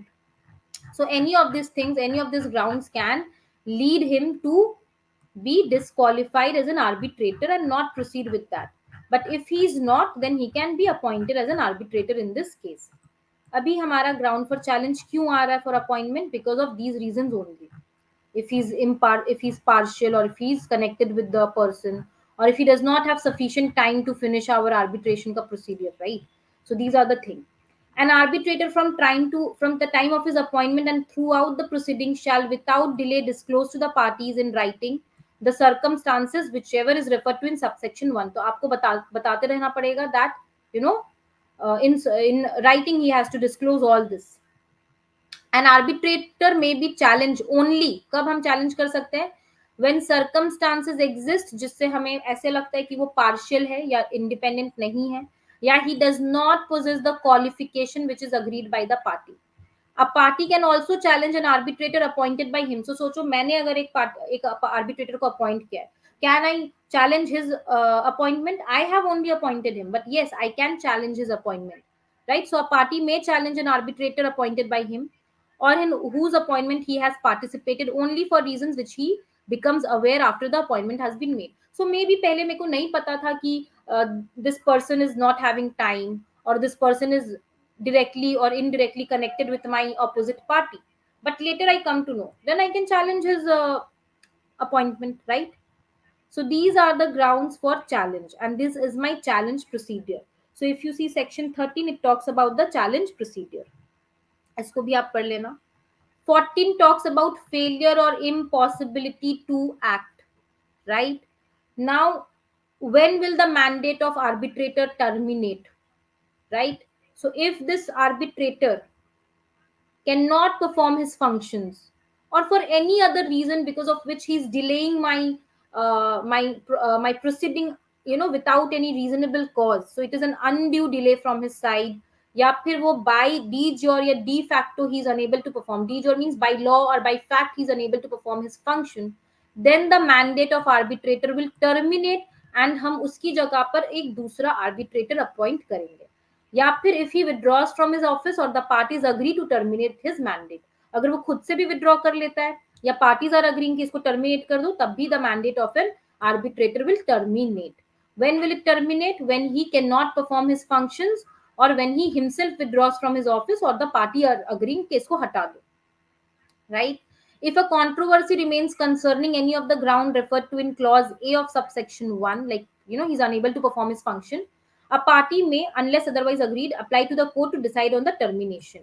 So party can also, if there is any controversy relating to this ground, so the party who the party can also apply to the court to decide on his termination. And if under this section or subsection 3 of section 13, an arbitrator is withdrawing from his office, or a party is agreeing कि इसको terminate करो, it shall not imply acceptance of validity of any ground referred to in the section or subsection 3 of section 12. So whatever the grounds which we see, grounds of challenge under section 12, right? So they say they are speaking about that. If he is withdrawing from his office, or if a party is agreeing to terminate him, right? So it is not going to imply that there is an acceptance of the validity of ground which is referred to in section 3 subsection section 12 subsection 3. इसका मतलब ये नहीं, just because I'm not wanting him, or just because the arbitrator is withdrawing, does not mean that he's accepting 12 का clause 3. That means he's challenged because circumstances are giving rise to his independence or impartiality, or he does not possess qualification. इसका मतलब ये नहीं है just because I want to terminate him does not mean he is not having qualification, or he is impartial, he is partial, right? So this is 14. 15 पे आ जाओ, termination of mandate and substitution of arbitrator. Now what will happen if that arbitrator हम terminate करते हैं, तो क्या होने वाला है? अगर हम arbitrator को terminate करते हैं, तो of course उसकी जगह पे हम एक new arbitrator को लाएंगे. And when does the mandate of an arbitrator terminate? In addition to the circumstances जो section 13 और 14 में है, section 13 और 14 के added, these are also some places where the mandate will terminate, where he withdraws from his office for any reason, or by or pursuant to agreement of the parties. Where the mandate of an arbitrator terminate, a substitute arbitrator will be appointed according to the rules. Okay, he will be replaced by another arbitrator. So whenever a arbitrator is terminating, in his place another arbitrator is coming, right? So this is my, yes, it is termination of mandate and substituted by another arbitrator. So whenever, if what will happen if an arbitrator terminates, he will be substituted, right?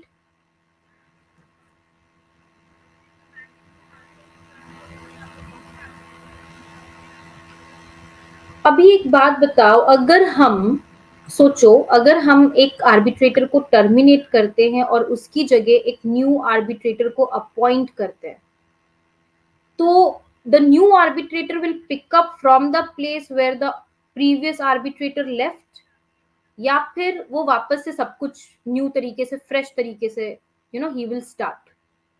So if a new arbitrator is replacing the previous arbitrator, will he start from the beginning again?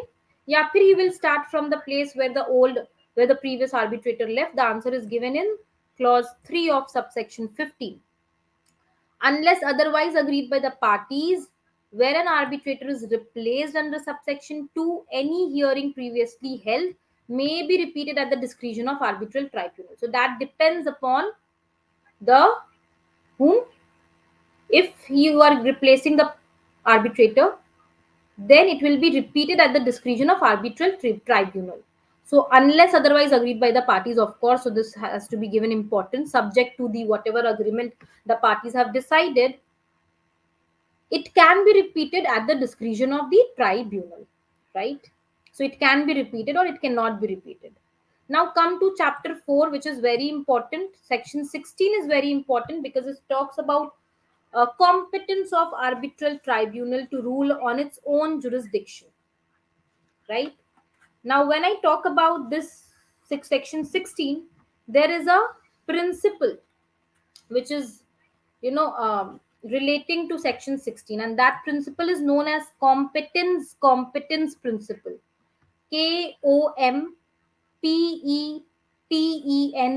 KOMPETENZ, competence principle.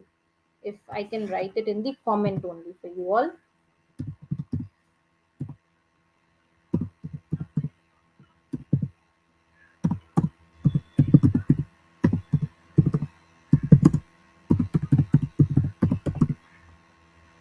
So hope you have heard about this competence principle.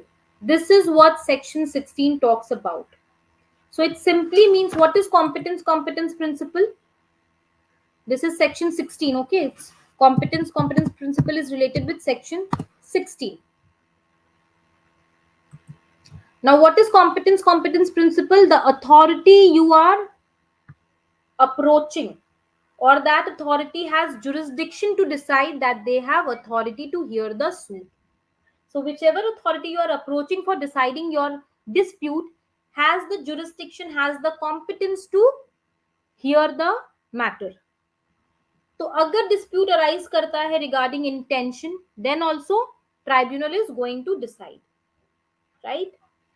So there is a case, there are list of cases, like deciding the validity of arbitration agreement or something like that. We will come to all those cases, but let me give you all some important cases which you can read. One is Shri, I'm writing it here in the chat box. Shri Subha Lakshmi Fabric Private Limited versus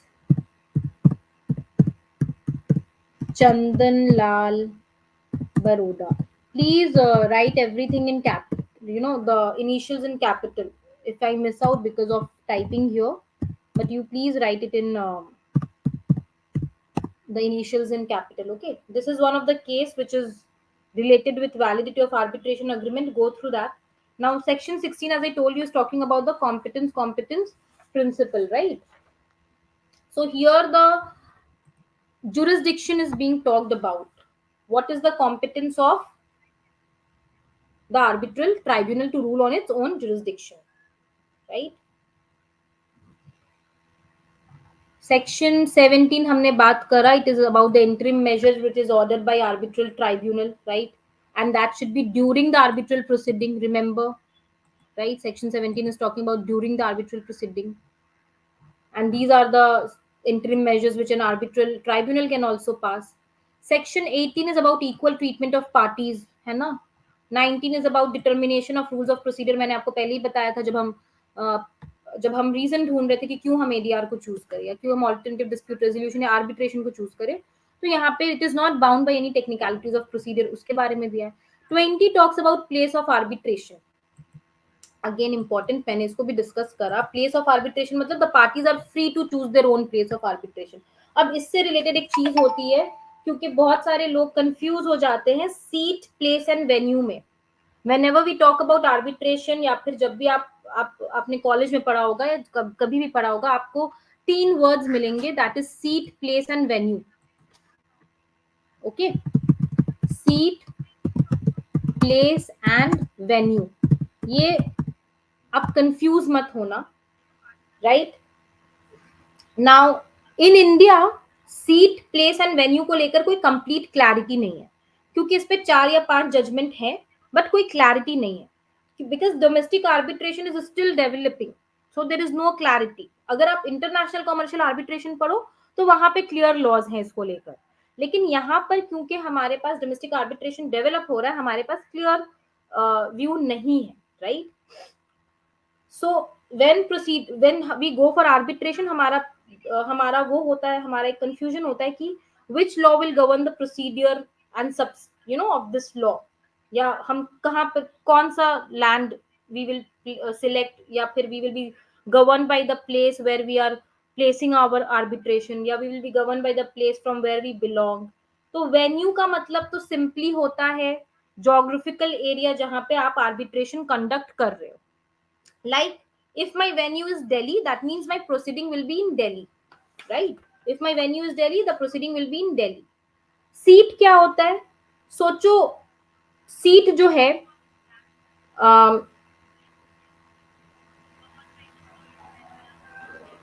different हो सकता है, right. Seat can be like A, B and C place. Say my seat is A, B, C, all these three are my places. तो यह इसका मतलब ये है that place procedural law will govern the proceeding of arbitration. Venue जो है वो वहां पर हमारा proceedings will take place. Seat is the place जहां जहां की procedural law will be governing our proceeding. So if you are having a seated arbitration, that means the law of that, the procedural law of that place will govern the proceeding of arbitration, right? या फिर उस place का court will have supervening authority for deciding the matter.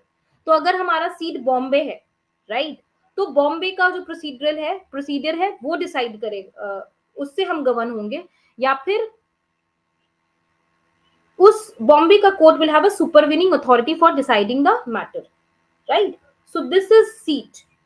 Now relating to this place, venue and seat, we have one principle called Shashova principle.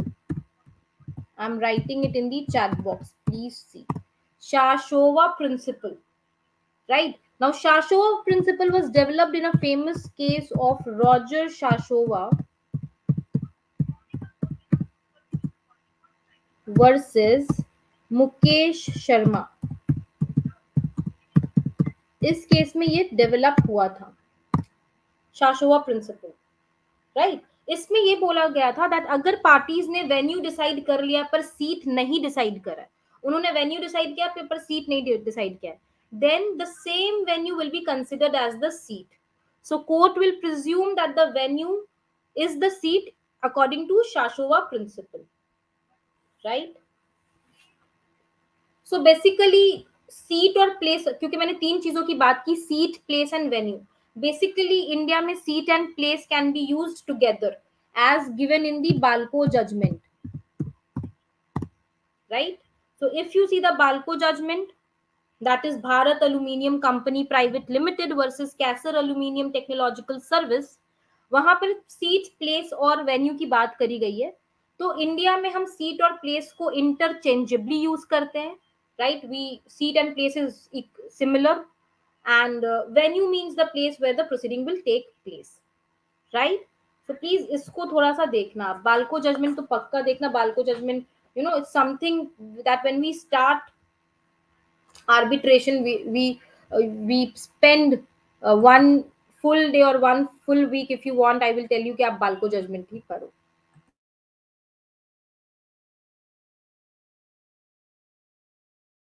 So this is my section 20, which is place of arbitration। 21 is commencement of arbitral proceeding.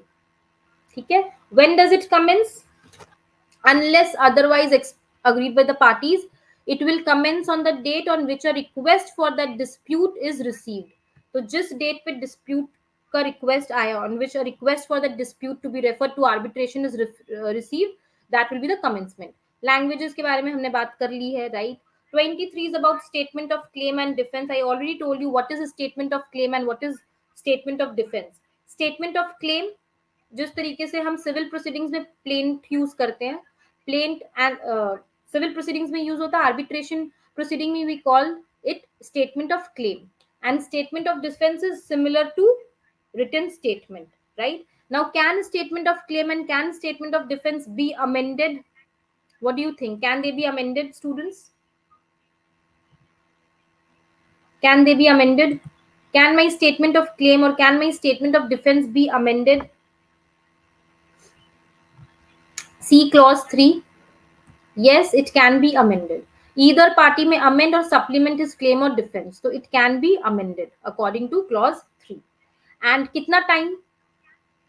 Statement of claim and defense हमें कितने time में complete करना है? Within a period of 6 months.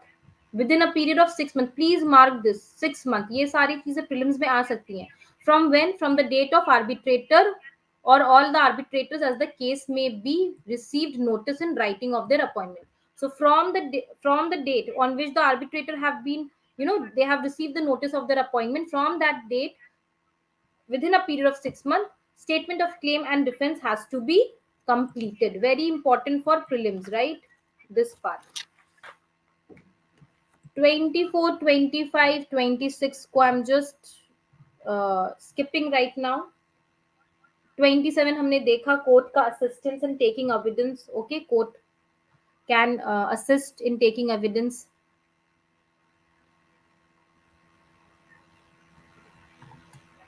Now see, come to 28. Now 28 में अगर आप देखते हो, it's not that important. 28 is not that important, but इसका जो clause 2 है, इस पे आप एक जगह मार्क कर लो, ये ex aequo bono, right? Just mark this portion, this maxim, which is in 28 clause 2 आ सकता है. Where is this maxim mentioned in the Arbitration and Conciliation Act? See, ex aequo bono. What does it mean? According to the right and good. Okay? According to the right and good, the arbitral tribunal will be deciding things. Right? Now, this section 29, what does it say? In arbitral proceeding with more than one arbitrator, any decision of the tribunal shall be made by a majority. So it says that whenever you are making a decision, which decision will be considered? Which is made by the majority, if it is more than one, unless otherwise agreed by the parties. Notwithstanding subsection 1, if authorized by the parties or all members of tribunal, questions of procedure may be decided by the presiding arbitrator. Who is the presiding arbitrator? Who is appointed by the other two arbitrators. Okay. This is 29. Now come to 29, this portion 8. It's time limit for arbitral award. ठीक है, तो award कितने दिनों में आपको देना है? Other than international commercial arbitration के केस में, मतलब डोमेस्टिक आर्बिट्रेशन के केस में, within a period of 12 months from the date of completion of pleadings. From the date of completion of pleadings means from this date, जब हमने written statement और statement of claim और statement of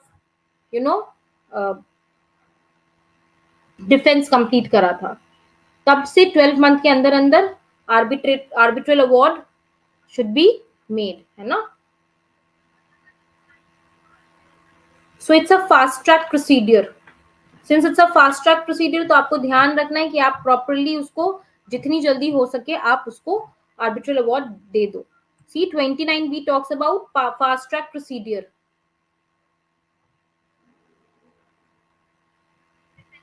So they are agreeing, parties agree that their dispute will be resolved by fast track procedure, right? And for that they can agree that the arbitral tribunal shall consist of sole arbitrator who shall be chosen by the parties if they want, right? and these are the procedure. अच्छा, अब एक बात बताओ, अगर award is not made with in the period specified in subsection 4, what does subsection 4 say? Award will be made within a period of 6 months from the date from the date the arbitral tribunal enters upon reference. And if it is not made within the specified period, then what will happen?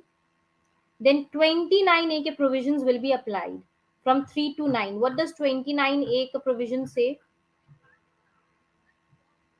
है ना? 29A के provision में आप देखोगे एक जगह कि अगर टाइम पर नहीं होता है from 3 to 9, if it is delayed, right, then the fees of arbitrator can also be reduced, right? And fee कितना पेबल करना है हमें आर्बिट्रेटर को, या मैनर क्या होगा, as agreed between the arbitrator and the parties. Now, can parties do settlement during the arbitration proceeding? Can they do settlement? Yes, they can do settlement. Section 30 में ये बात की जा रही है कि yes, if the parties want, so during the pendency of the arbitration proceeding also they can settle their matter. Not an issue. Arbitral tribunal may use mediation, conciliation या कोई भी procedure ताकि दोनों के बीच में settlement हो जाए, right? So settlement can be done. Section 31 talks about the form and content of arbitral award. एक arbitral award में क्या क्या चीजें होनी जरूरी है. So arbitral award में देखो writing में होना चाहिए, signed होना चाहिए, ये सबसे important है, right? If it is with more than one arbitrator, signature of majority of members is needed. And arbitral award is going to state the reasons upon which it is based कि क्यों हमने इसके favour में या इसके against पास किया या क्यों इतना अवार्ड पास किया है, unless the parties have agreed that no reasons are to be given, or if the award is an arbitral award on agreed terms under section 30. And it shall also state the date and place of arbitration. After arbitral award is made, a signed copy shall be delivered to each party. Now this is very important कि आपको arbitral award पास करने के बाद under section 31 a signed copy, please underline this, a signed copy is going to be delivered to each party. This is the important part, right?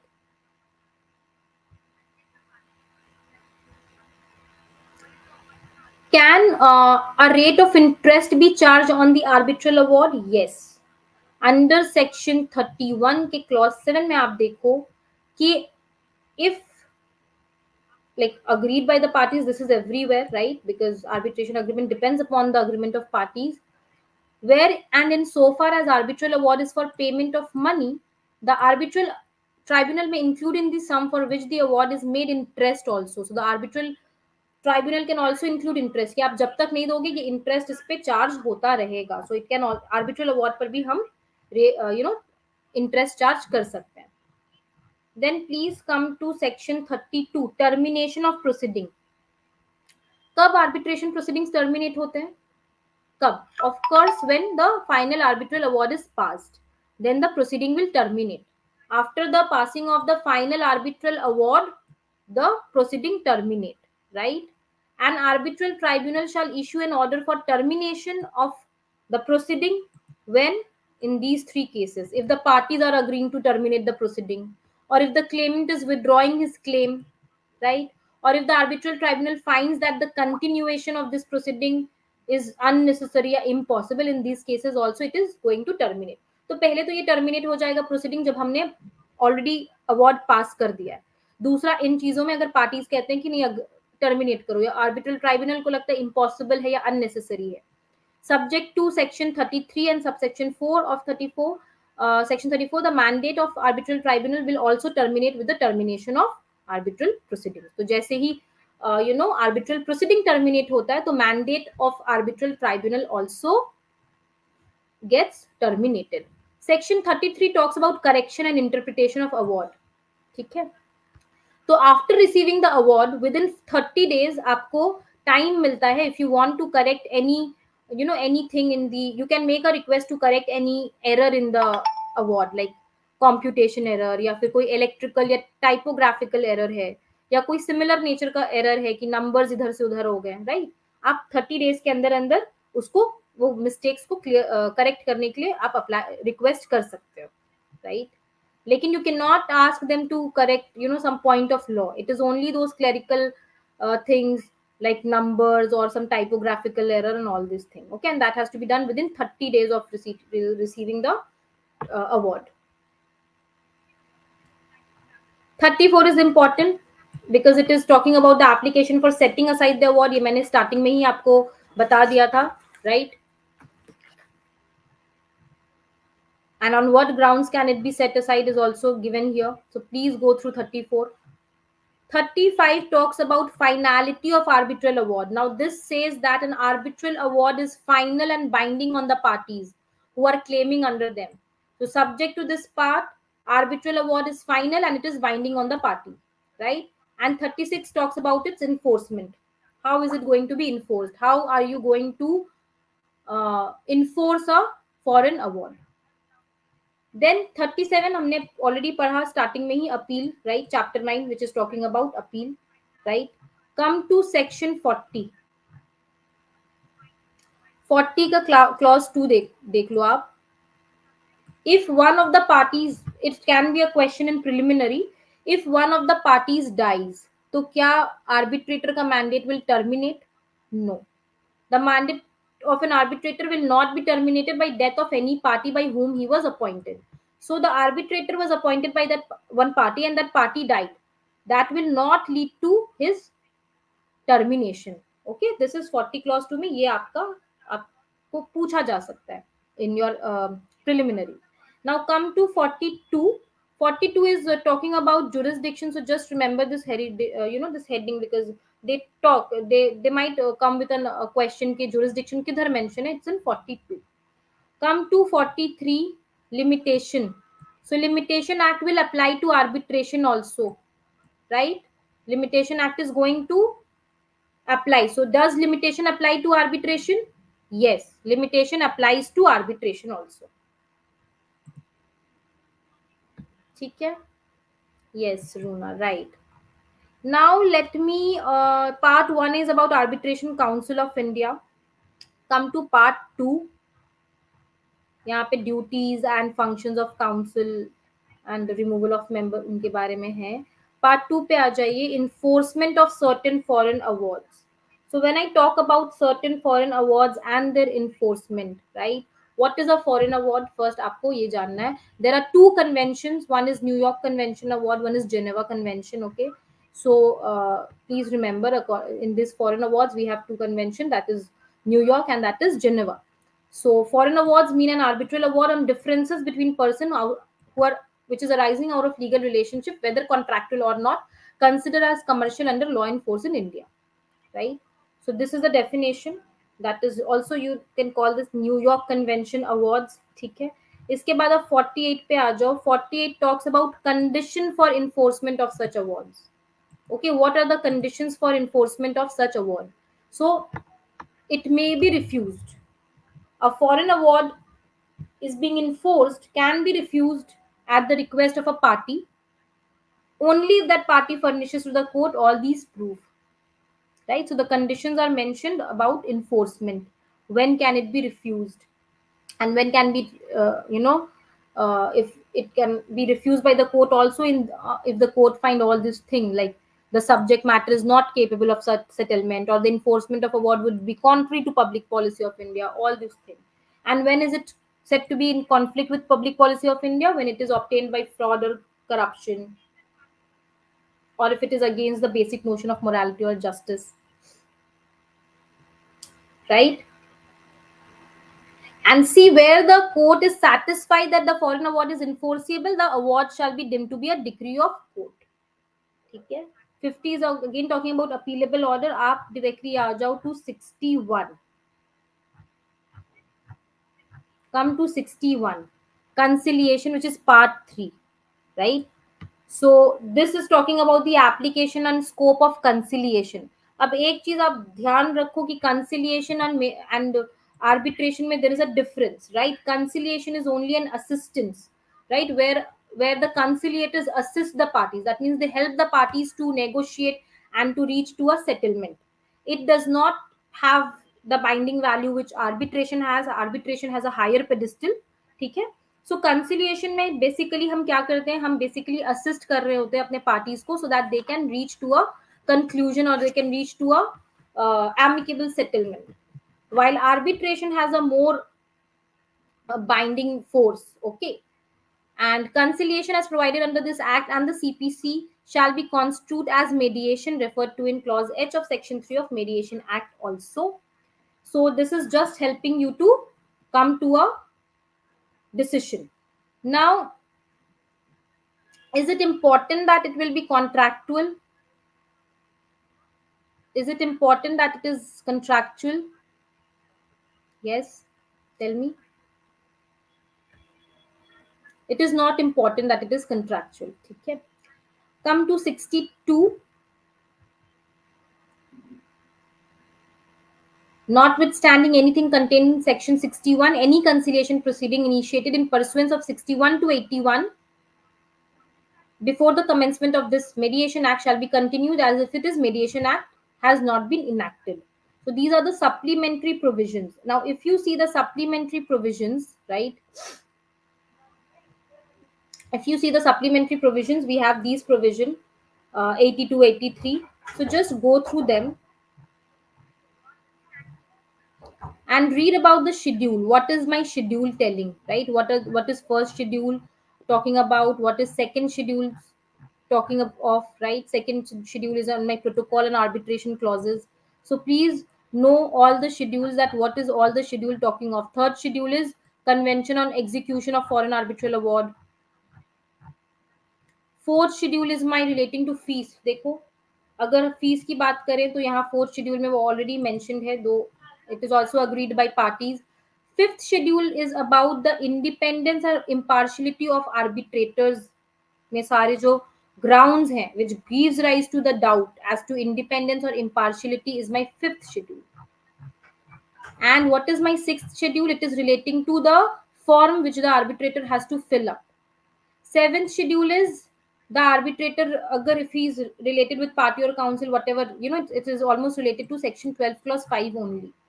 Section 12 clause 5 से ही ये related है. So there are 7 schedules. So if question is asked how many sections are there in this act and how many schedules are there, so please also be ready for that. For that you need to see the index. How many sections can you see, students? How many sections can you see here under Arbitration and Conciliation Act? Yes, there is 87 section. Just see the section and see the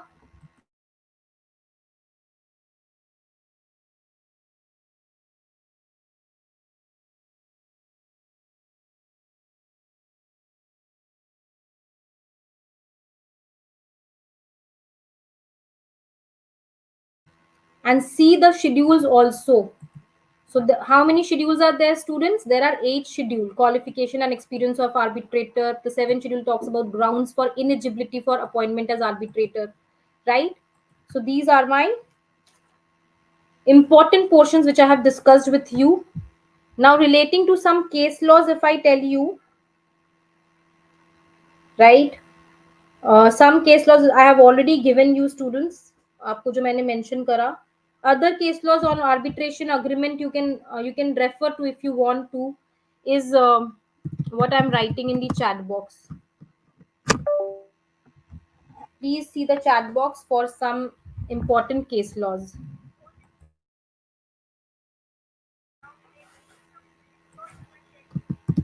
One is Rashid Raza versus Sadaf Akhtar.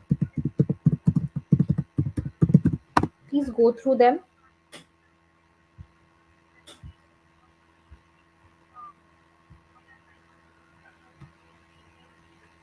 Then also go through Antrix corporation limited. एक तो मैंने आपको बताया Balco judgement, right? इसके अलावा please go through Antrix corporation limited versus Dewas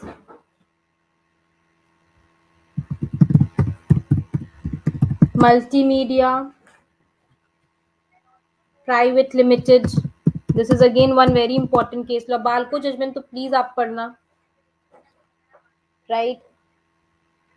Then you have BJS, SGS, Soma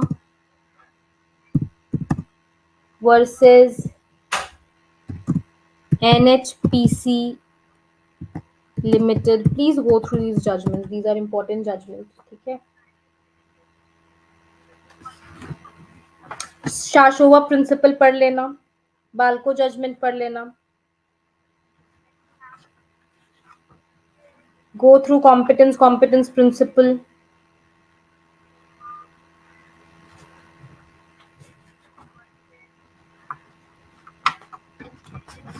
Okay, now very important one case is relating to the uh, section 8, which is P Anand Ganpati Raju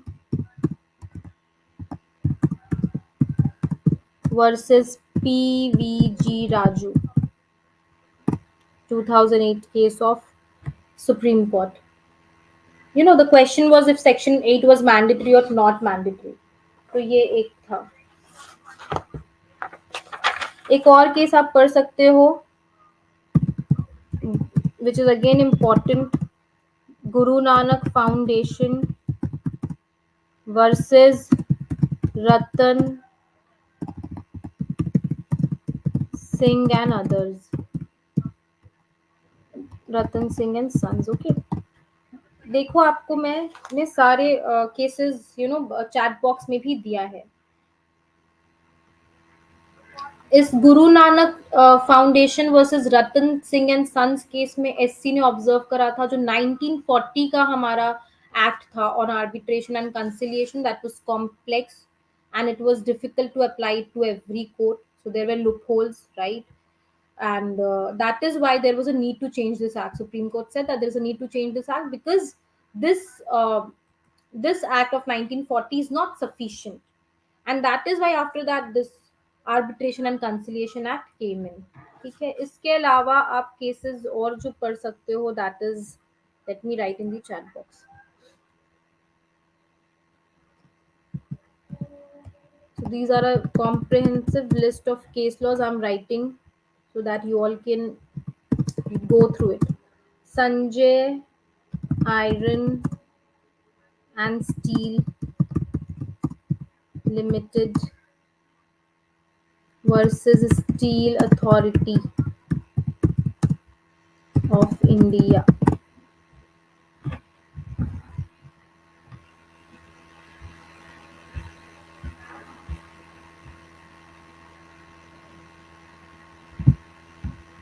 Then Hindustan Petroleum Corporation is again a very important case. Hindustan Petroleum uh, Corporation Limited versus Pink City Midway Petroleums.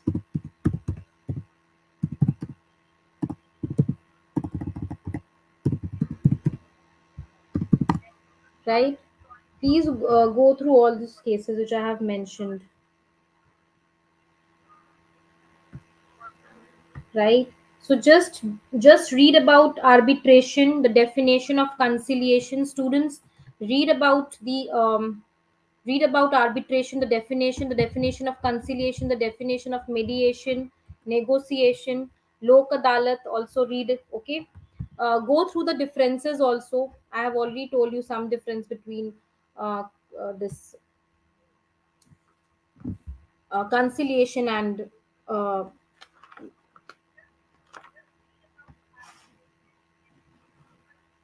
arbitration, right? So this is again one thing. तो ये सारे definitions आप पढ़ो. की objective of arbitration and conciliation act आप देखना. That is minimization of the supervisory role of court, right? Providing speedy disposal of disputes. So we want to minimize the supervisory role of courts, speedy disposal of cases, amicable, swift and cost effective settlement of dispute, right? Resolving the dispute by formal award, ensuring that arbitration is fair and effective, It is also covering my international commercial arbitration and domestic arbitration and conciliation. And it also permits an arbitrator to use mediation, conciliation, and other procedures also, which we talked about when we were talking about the settlement. Okay, provided every arbitral award is enforced in the same manner. और मैंने आपको कुछ कुछ cases दिए हैं, इसके अलावा आप और केसेस लिख सकते हो. Booz Allen and Hamilton versus SBI Home Finance Limited and others. Booz Allen and Hamilton versus SBI Home Finance and others. Vimal Kishore Shah वाला केस आप पढ़ सकते हो, राइट. एंड जो केसेस मैंने आपको मेंशन करे in the chat box, read about that. Read on domestic and international arbitration and the difference, right.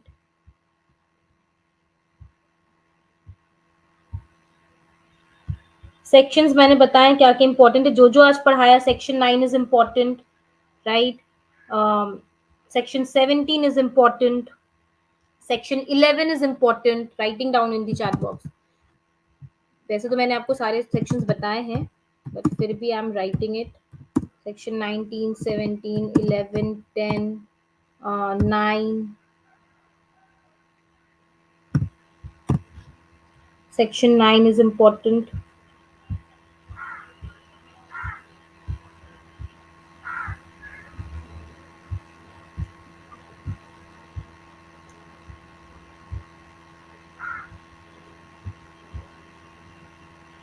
Definition clause पढ़ना, section 2, है ना.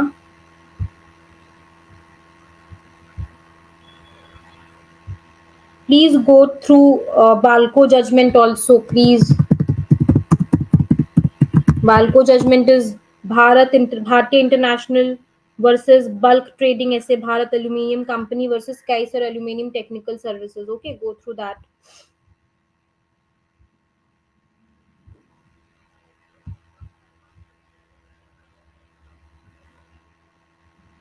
थर्टी फोर, 35, 36 जो है वो भी इम्पोर्टेंट है.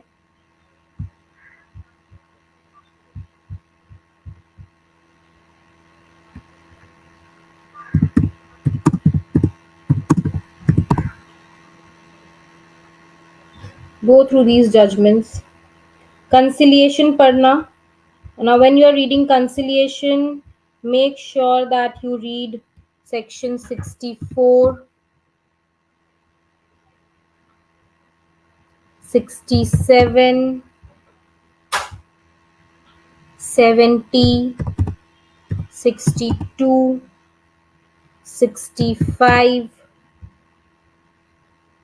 68, 69, 73, 76. ये सारा पढ़ना. एक बार 80 भी देखना. Okay. Section 80 says that, you know, if a person has already acted, right, if a person is already acted as a conciliator between parties, then he cannot later, you know, represent the same party in any other platform. This is what section 80 says about certain disabilities. So hope this part is clear. I was able to cover some major portions of Arbitration and Conciliation Act, right. Please go to the recent amendment and read the Bear Act, which is, you know, containing all the recent amendments. Don't follow the old Bear Act. That is again one problem. Please see the latest one. Okay, students, so we will end the session now. Thank you so much for your patience and all the best. Thank you, Runa. Thank you, everyone. And all the best, everyone, for your exams.